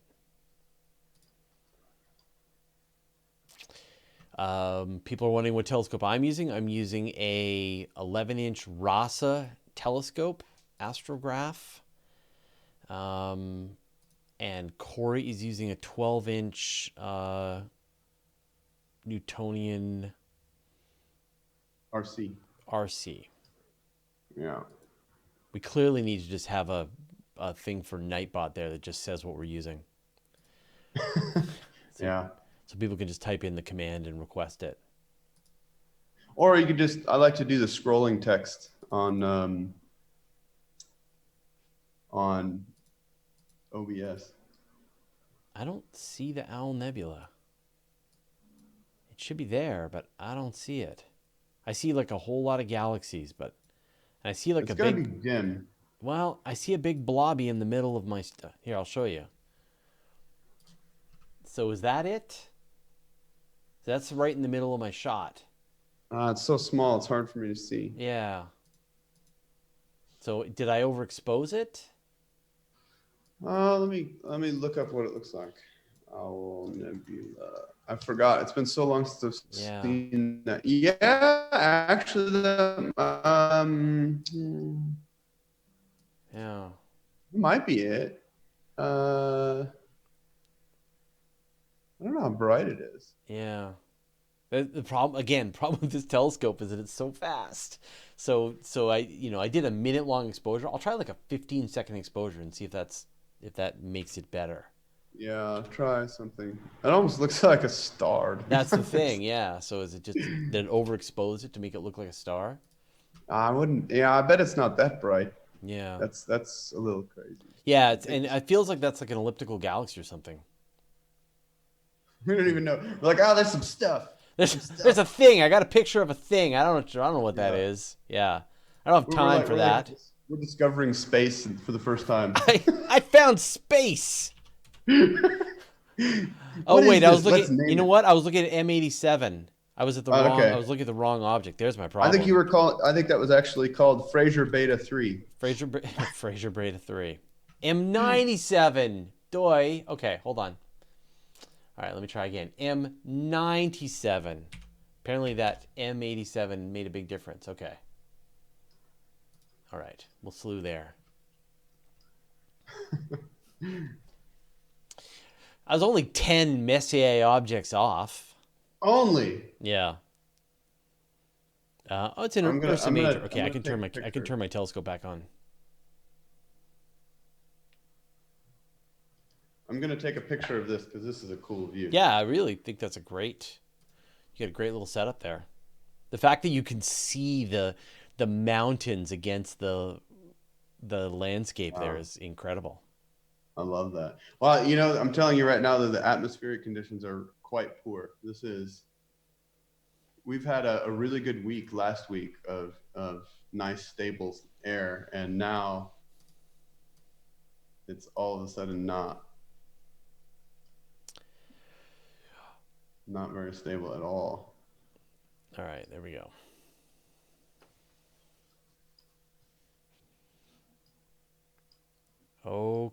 Okay. All right, let me take a shot. I'll do a longer shot then. Okay. Now that I know what I'm taking a picture of. I'll try 30 seconds. 35 seconds. All right. Cost to those scopes? What is your telescope cost? I don't remember. I think new. I didn't buy it new. I got it secondhand. So yeah. I think new it was something like 3,000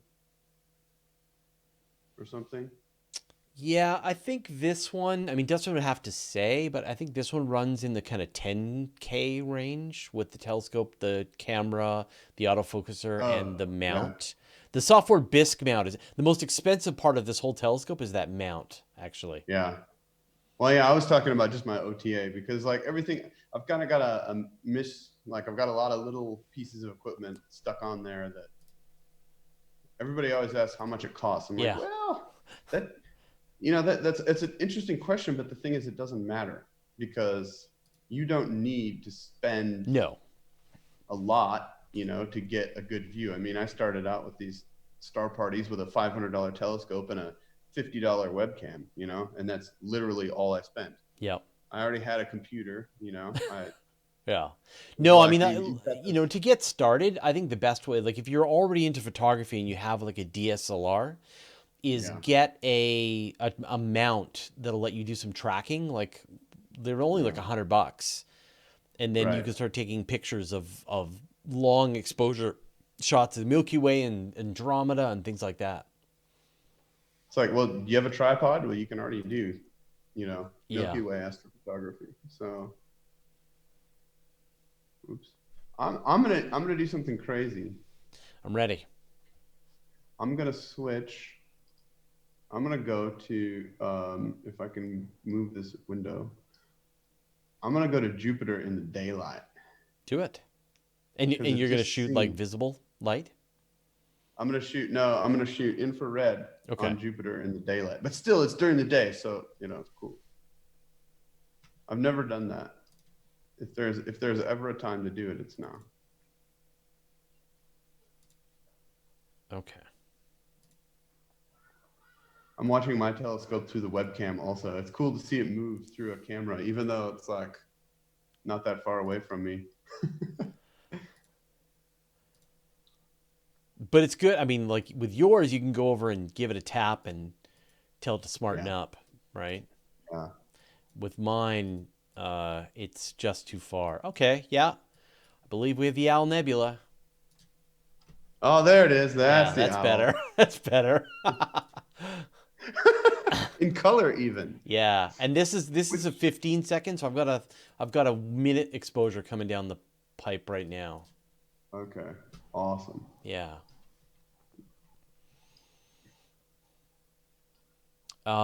So Horizon Brave is saying, silly question, is the DSLR just literally mounted on the eyepiece or something? No. So the telescope I'm using, it has no eyepiece. So you can actually see the camera pointing out of the top of the telescope. And so the camera looks down into the telescope. So the picture bounces off the bottom mirror on the telescope and then goes up into that camera that's up right at the very top. But it depends on your setup. I forgot that about the Raza, that it's basically, it's only for astrophotography. Yeah, you can't look at it. Unless, I mean, you could maybe stick your eyeball right there and just sort of see what you see. You might block a lot of the light. Yeah, with your head. Yeah. Yeah. Okay. So that's... here we go. This is actually looking pretty decent. This is daytime. Okay. Woo! Cool. All right. So now my minute-long exposure is way better. Okay. Yeah. Oh, this is cool. I've never taken a picture of the Owl Nebula before. All right. Oh, really? I'll let you enjoy your Jupiter here. Oh, I'm enjoying it regardless of you showing it. Okay, well then here. So here's a better shot of the Owl Nebula. This is rad. Yeah. I wonder if that central star is... That owl is beautiful. Yeah. Actually, I like it a little zoomed out like that. Yeah, so it's like a hyperstar. It's essentially hyperstar was a people took a celestron telescope and reorganized it this way, and then Celestron said that's a good idea, but we could do it ourselves, and so that's what they did. Right. Oh, this is cool, man. This view of Jupiter is cool. I like this. I'm gonna do some stuff. Is that it? You're no longer gonna be just a night guy. It's time to move into the daytime. Yeah. Well, listen. If you got I can't see it in the sky. Like if I went out and looked with my eye, I wouldn't be able to see this at all because it's just too bright against the sky is too bright against the backdrop. But the fact that I can do this during the day with infrared is so cool. I mean, the sun is actually going to hit my telescope relatively soon. So I'm going to try another one. Oh, it's probably too late. 946. I should be okay. I'm going to try NGC 3242. I've never even heard of this object before, but it's up. GC 3242. Okay. Now, I don't want to point at the ground. Don't point at the ground. Yeah. It's in Hydra. Hail Hydra. So this is a high-tech scope with a camera live. Is there such a thing as a high-tech scope? I don't think so. You know, all telescopes are just a light bucket that points at the sky. Yeah. You know. Yeah, it's just a lens. A lens. Yeah. One of my quotes that I like to use on all the time is just a telescope is just a big lens. Yeah. That's it. Flippin' big. It's big, but it's just a lens. So. All right, let me take a picture. See if I can get a shot of this.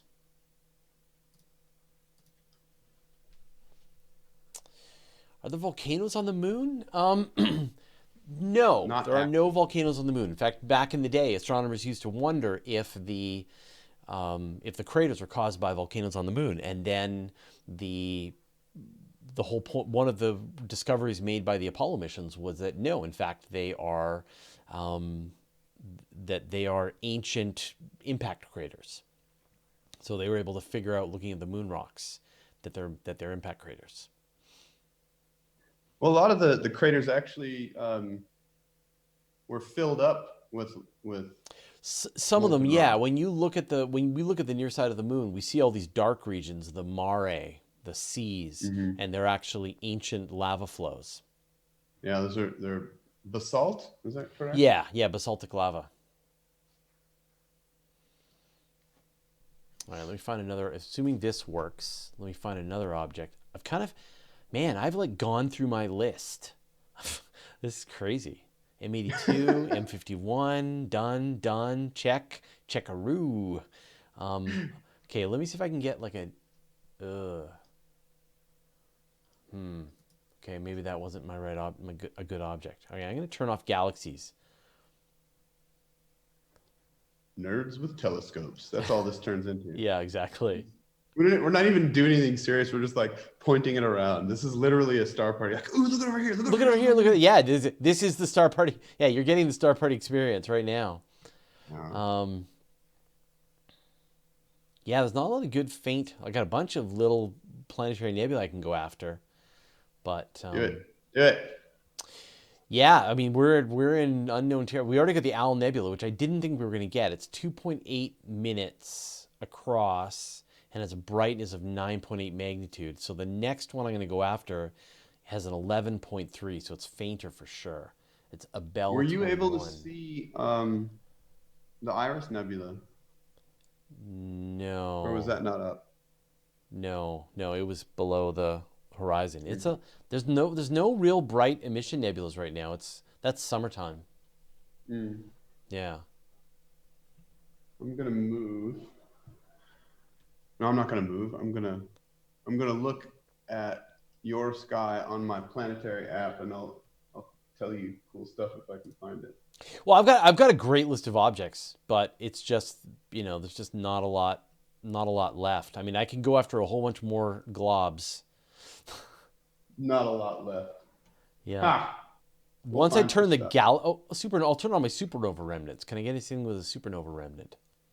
No. Okay, so you got. I've got like M53. We did M13. I can do M3, but these are just another. We see one globular cluster. You've seen a lot. M68. Sure, we'll do M68. All right, let me move to M68, which is another globular cluster. Did you want to try Mars before you, or are you just going to film your... So for people who just joined us, I'll bring up a couple of objects that we saw. So, I closed the Galaxy. All right. So there's the Owl Nebula that we just saw. And I'll close that one. And that was the Mock Owl Nebula. Okay. There is the Black Eye Galaxy. Yeah. We got the Sombrero. Can you see? Let's see now. And that's anything in Ursa Major. M81. Yeah, I got everything in Ursa Major. M81, M82.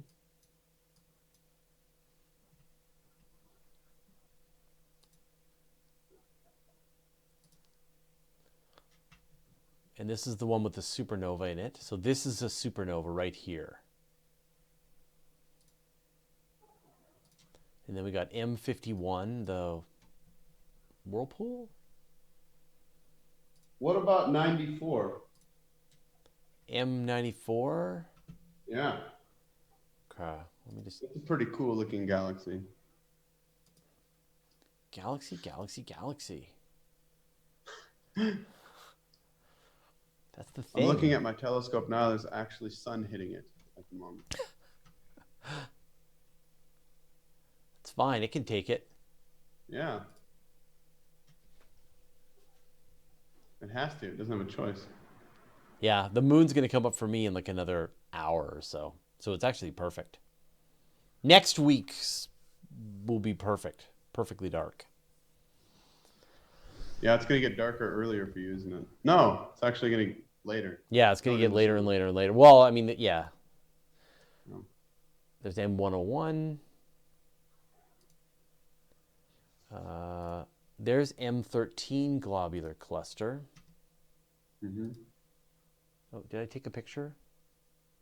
I am taking a picture. Okay. Which is pretty great. Thanks, Nancy. Good night. Thanks for all your help. That was awesome. I think we were a success.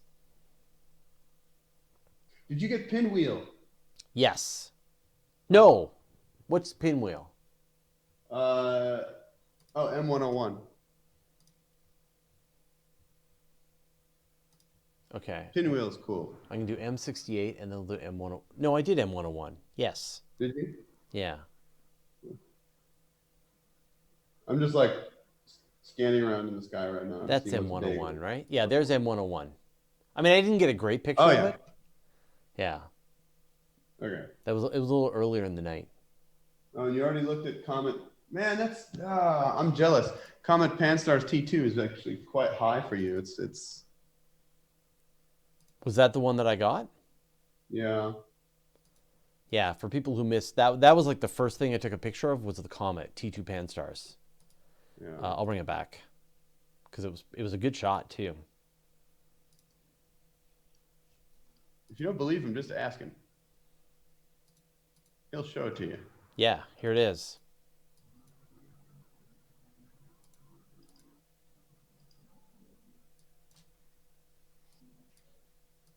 Comet. Boom. Yeah, so cool. That's beautiful. Which camera do you have on that right now? I don't know. That I know. Yeah, I'm spoiled. Well, it's not yours, so it's fine. Well, that's exactly it. I don't own this telescope, right? So Dustin is like, hey, we put a new camera on the telescope. I'm like, okay, cool. That's awesome. Thank you. He's probably like, don't you want to know which one it is? He's like, I don't really care. It doesn't really matter. Can it take a picture? That's what I care about. Is it fast? Yeah, is it fast? That was the conversation when we were setting, like after we were sort of examining the rubble of the old star parties and why they didn't happen. It was just because we couldn't take pictures fast enough. And I'm like, it's got to be fast. And he was like, well, we could do this. I'm like, is it fast? Yeah. Well, I'm starting to wonder. You have got attention problems because. It's not me. I'm not the one with the attention problems. It's the audience. Oh, that's right. Sorry, it's not you. Yeah, it's not me. Are you kidding? Dialed in. You know exactly. I know impatient I'm a patient. I can, for sure. If it was just me, I'd be glad to spend all night taking one picture of a galaxy. Right? That sounds like a fun TV show. Yeah. Let's watch data flow onto a hard drive in real time. It's like most times when you put a kid in front of a telescope, you spend all this time getting it lined up. Yeah. And you point it at a planet and you focus it for them. And you're like, here, put your eye right there. And then the kid looks at it for like 2 seconds and they're like, oh, that's cool. And then it's like, can I have some candy? It's like, All right, so let me see if I took a picture of a bell. So again, this is an object I've never seen before, so who knows if this worked or not. It's a planetary nebula. It's pretty faint. I should have gone longer, but I need to stop apologizing for. Oh, I got a Starlink. Oh, nice. Yeah. Bam. Boom. Oh, this is cool. It's kind of fun.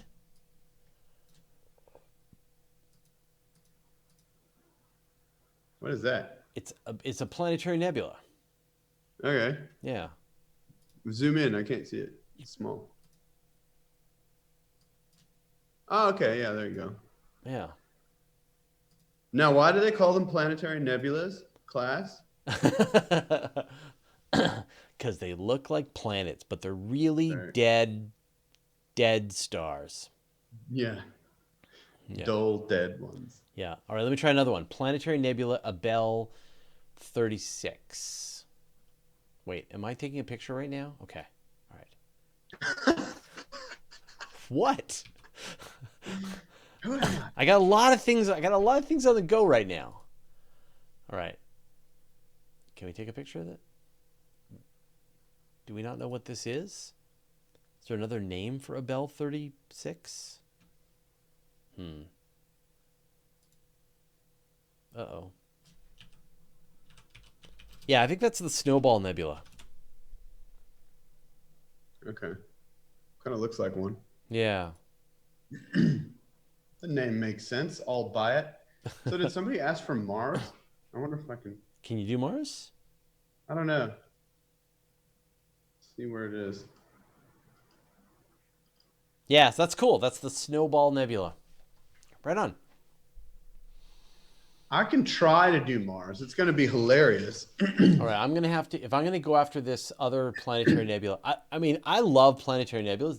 They're some of my favorite objects, but they're pretty small. So, and again, this is, you know, back to the wish list with Dustin. I'm like, it's got to be like faster, and I've got to also be able to take shots of like really small objects, but also really fast. Can you do that?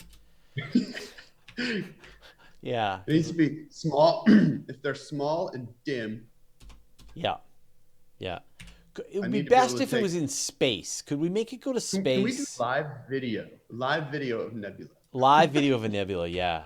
Well, we were thinking about how to do that, and I think the way we do that is we do like a progressive live capture. That'd be insane. Yeah, so you just start with, you know, you take the picture, you just start with it, and then it just image stacks live until you're sick of it. Yeah. Right? You're like, okay, that's enough. That's about as much. That's as good as we're gonna get, and that's what the Stellan is doing, right? They're just doing a live stack right in front of you when you're using the telescope. It's cool. Yeah, it's a really smart idea. Those things are cool. Like, I don't understand. I mean, I do understand how they work, I guess. But like, yeah, they're. You haven't had a chance to play with one yet, right? Amazing. I spoke to Dave about it, and he said it was basically like an 80 millimeter refractor. Yeah, it's an 80 millimeter refractor that requires zero thinking. Yeah. So you take the telescope out, you turn on your phone, and it just starts taking pictures for you. Yeah. So I mean, the 80 millimeter refractor is nice. Like that's a good little telescope. Yeah. And it's got a nice camera on it, so it's a good machine. Oh, I got a little bit of wind going on here on this one. Yeah, no, that's unacceptable. I think it might be time to. All right, let me see if I can take a picture. Might be time to refocus this guy. Although it's probably time to wrap it up. Man, you gotta be sleepy. Nah. Yeah. I got up at about 4, so it's not that bad. Yeah, okay, well let's try for Mars and then we'll wrap it up. Okay, let me see if I can even do it. It's just past. It'll be hilarious if I can get this to work. Yeah. It's gonna be a shaky blob, but we're gonna try it. All right. Okay. Let's do this. Okay.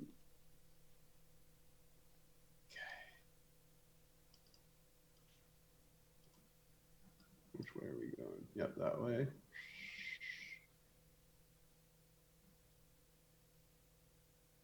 But they're all so close. It's pretty amazing. Like seeing some pictures of Jupiter, Mars, and Saturn, and the Moon all in a row right now.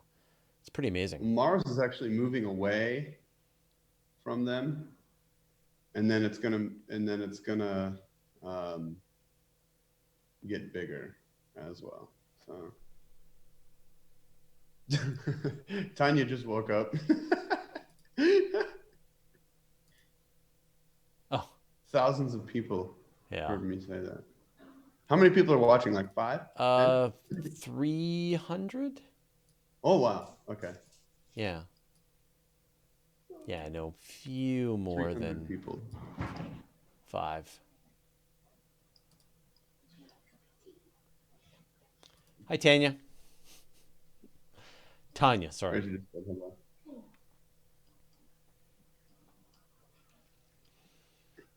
Okay. Now. And she's the better astrophotographer. So. Yeah, that's what you keep saying. I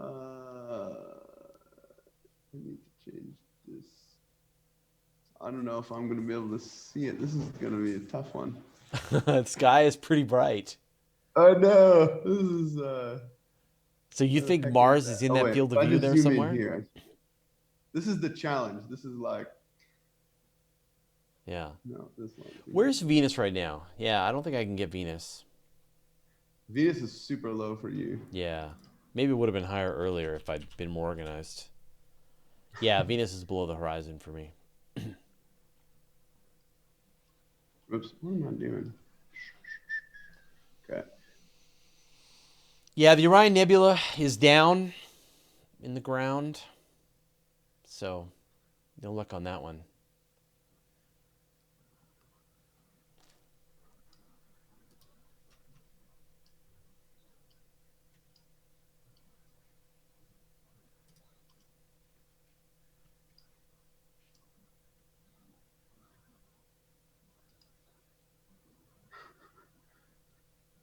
Okay.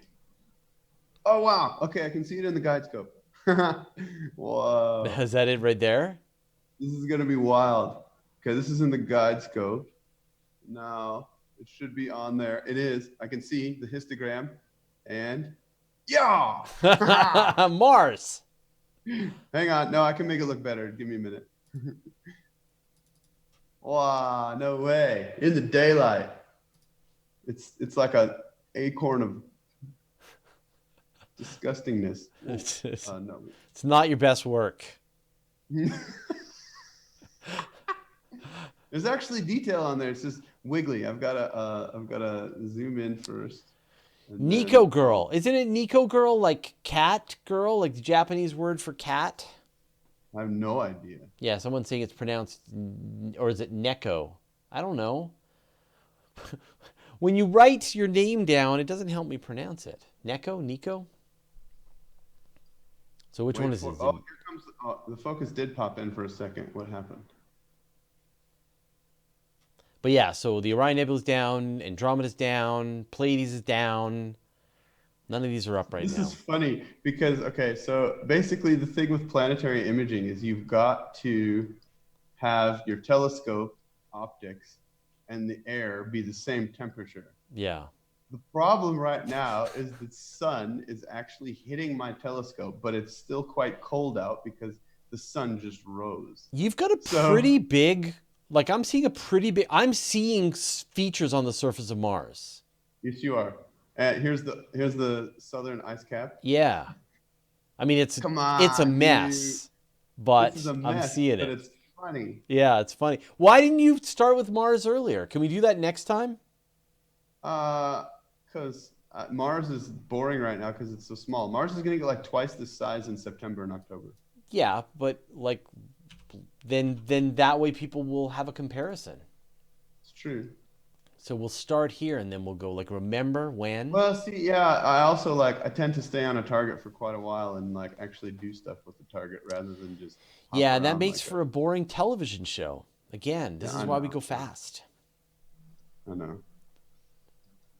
Okay, I'm going to do one last object, which is going to be M48, which is an open cluster in Hydra. And then I think it's time to wrap this up. Mars in the daylight, folks. What is it? That's not astrophotography. No. Might as well be doing solar. Hey, that's still astrophotography. It's just daylight. Yeah. It's still in space. Just because it's during the day doesn't mean, Real astrophotographers do it all day long. I'm doing a long, slow slew here. I want to take an image of this, but I want to try and get it as focused as I can.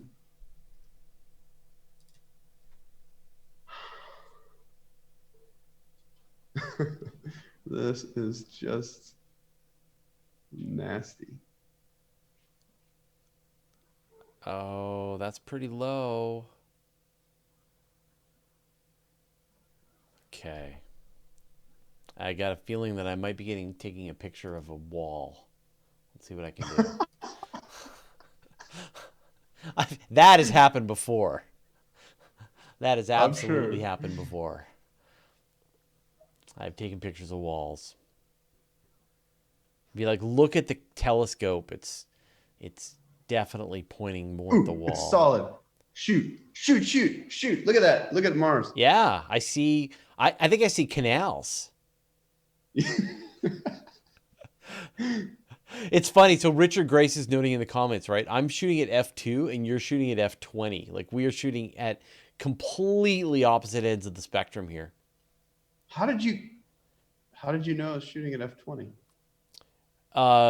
That's what Richard Grace said. How did he know? Wow. Yeah. That's pretty good because that's correct. You're exactly F. Yeah. Because I think I'm 2.4. I'm not actually 2. Maybe it's 2. Yeah. No, so my telescope is an f8 telescope, but I've got a 2.5x power mate on it. So yeah, whoever, I don't know if they're looking at, maybe they looked at one of my other images that I posted. Oh, they just know your work. Ooh, maybe, I don't know. That shot is a mess. Okay, never mind. I'm throwing that one out. Mars is I have to turn that off again.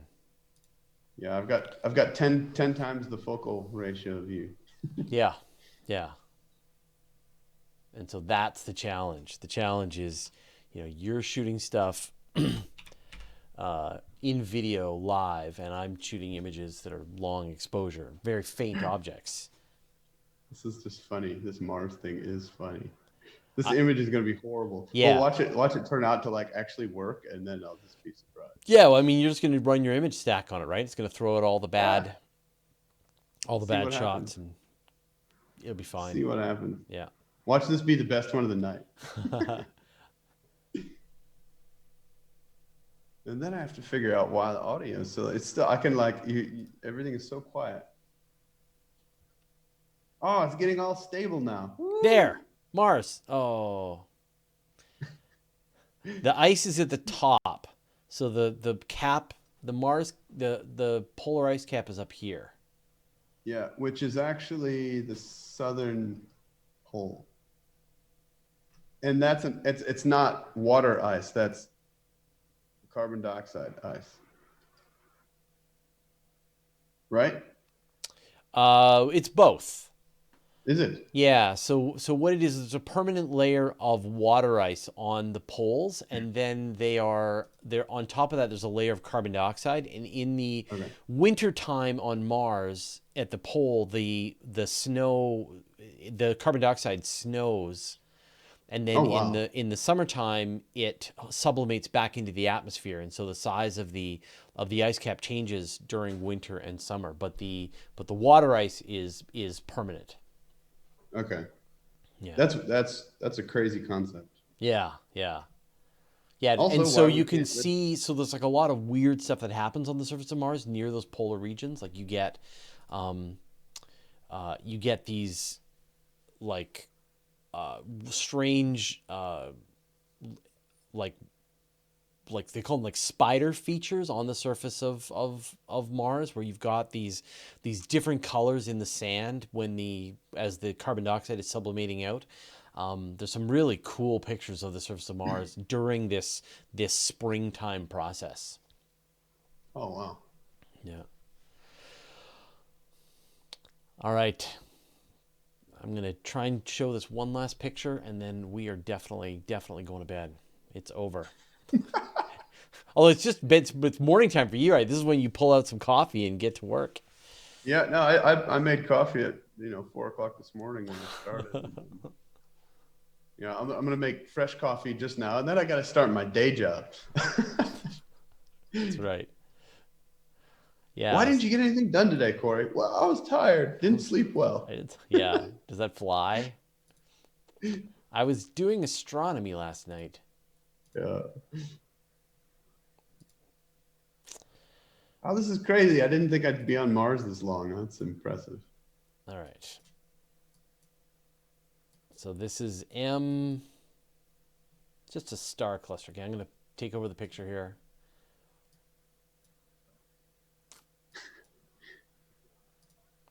So that is the star cluster I forget. That's the butterfly cluster, isn't it? That's M48. But I didn't do a super long exposure on it. So, all right, Cory. Well, we should wrap this up. Why don't you stop sharing your screen so we can see you? Oh, what? You. This Mars is terrible. Come on, it's beautiful. Well, we'll see the final picture. Yeah. We'll be the judge of it there. Okay. Yeah. But Cory, man, it was an absolute pleasure. Look at that sunshine just streaming in as you finish it up. So if people want to sort of see more of what you do, where should they go? What should they do? You can. So I'm the most active on Twitter and Instagram. So I'm the Astro Shake on both. So the Astro Shake on Twitter and Instagram. I share all the time on both those platforms. And then I've been doing my own live streams when I'm imaging planets. I've been doing a lot of planetary imaging of Jupiter and Saturn, and going to start doing Mars more as opposition approaches. So doing that through my YouTube channel, which I always advertise when I'm doing live streams on on YouTube. So yeah, so follow his YouTube channel. You see a bunch of his live stuff. Sometimes Fraser comes and joins me on there. Sometimes as well. it's been known and to then happen. I'm the boss. And he's not yeah, the and boss. I'm going to show off one of your pictures here just so people can see what you do. How do I make this go? Let's see. Let's see if that works. Now let me find another.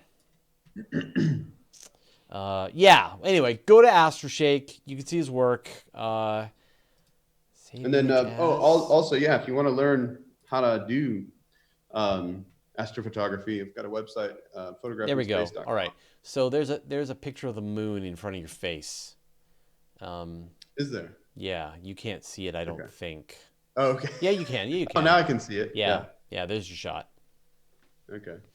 Awesome, man. Always a pleasure. And I'm sure, who knows, if people want to come and join us again next week, we'll probably be doing this probably once a week for a little while until we sort of figure out what's the right amount of balance before people start to get sick of it.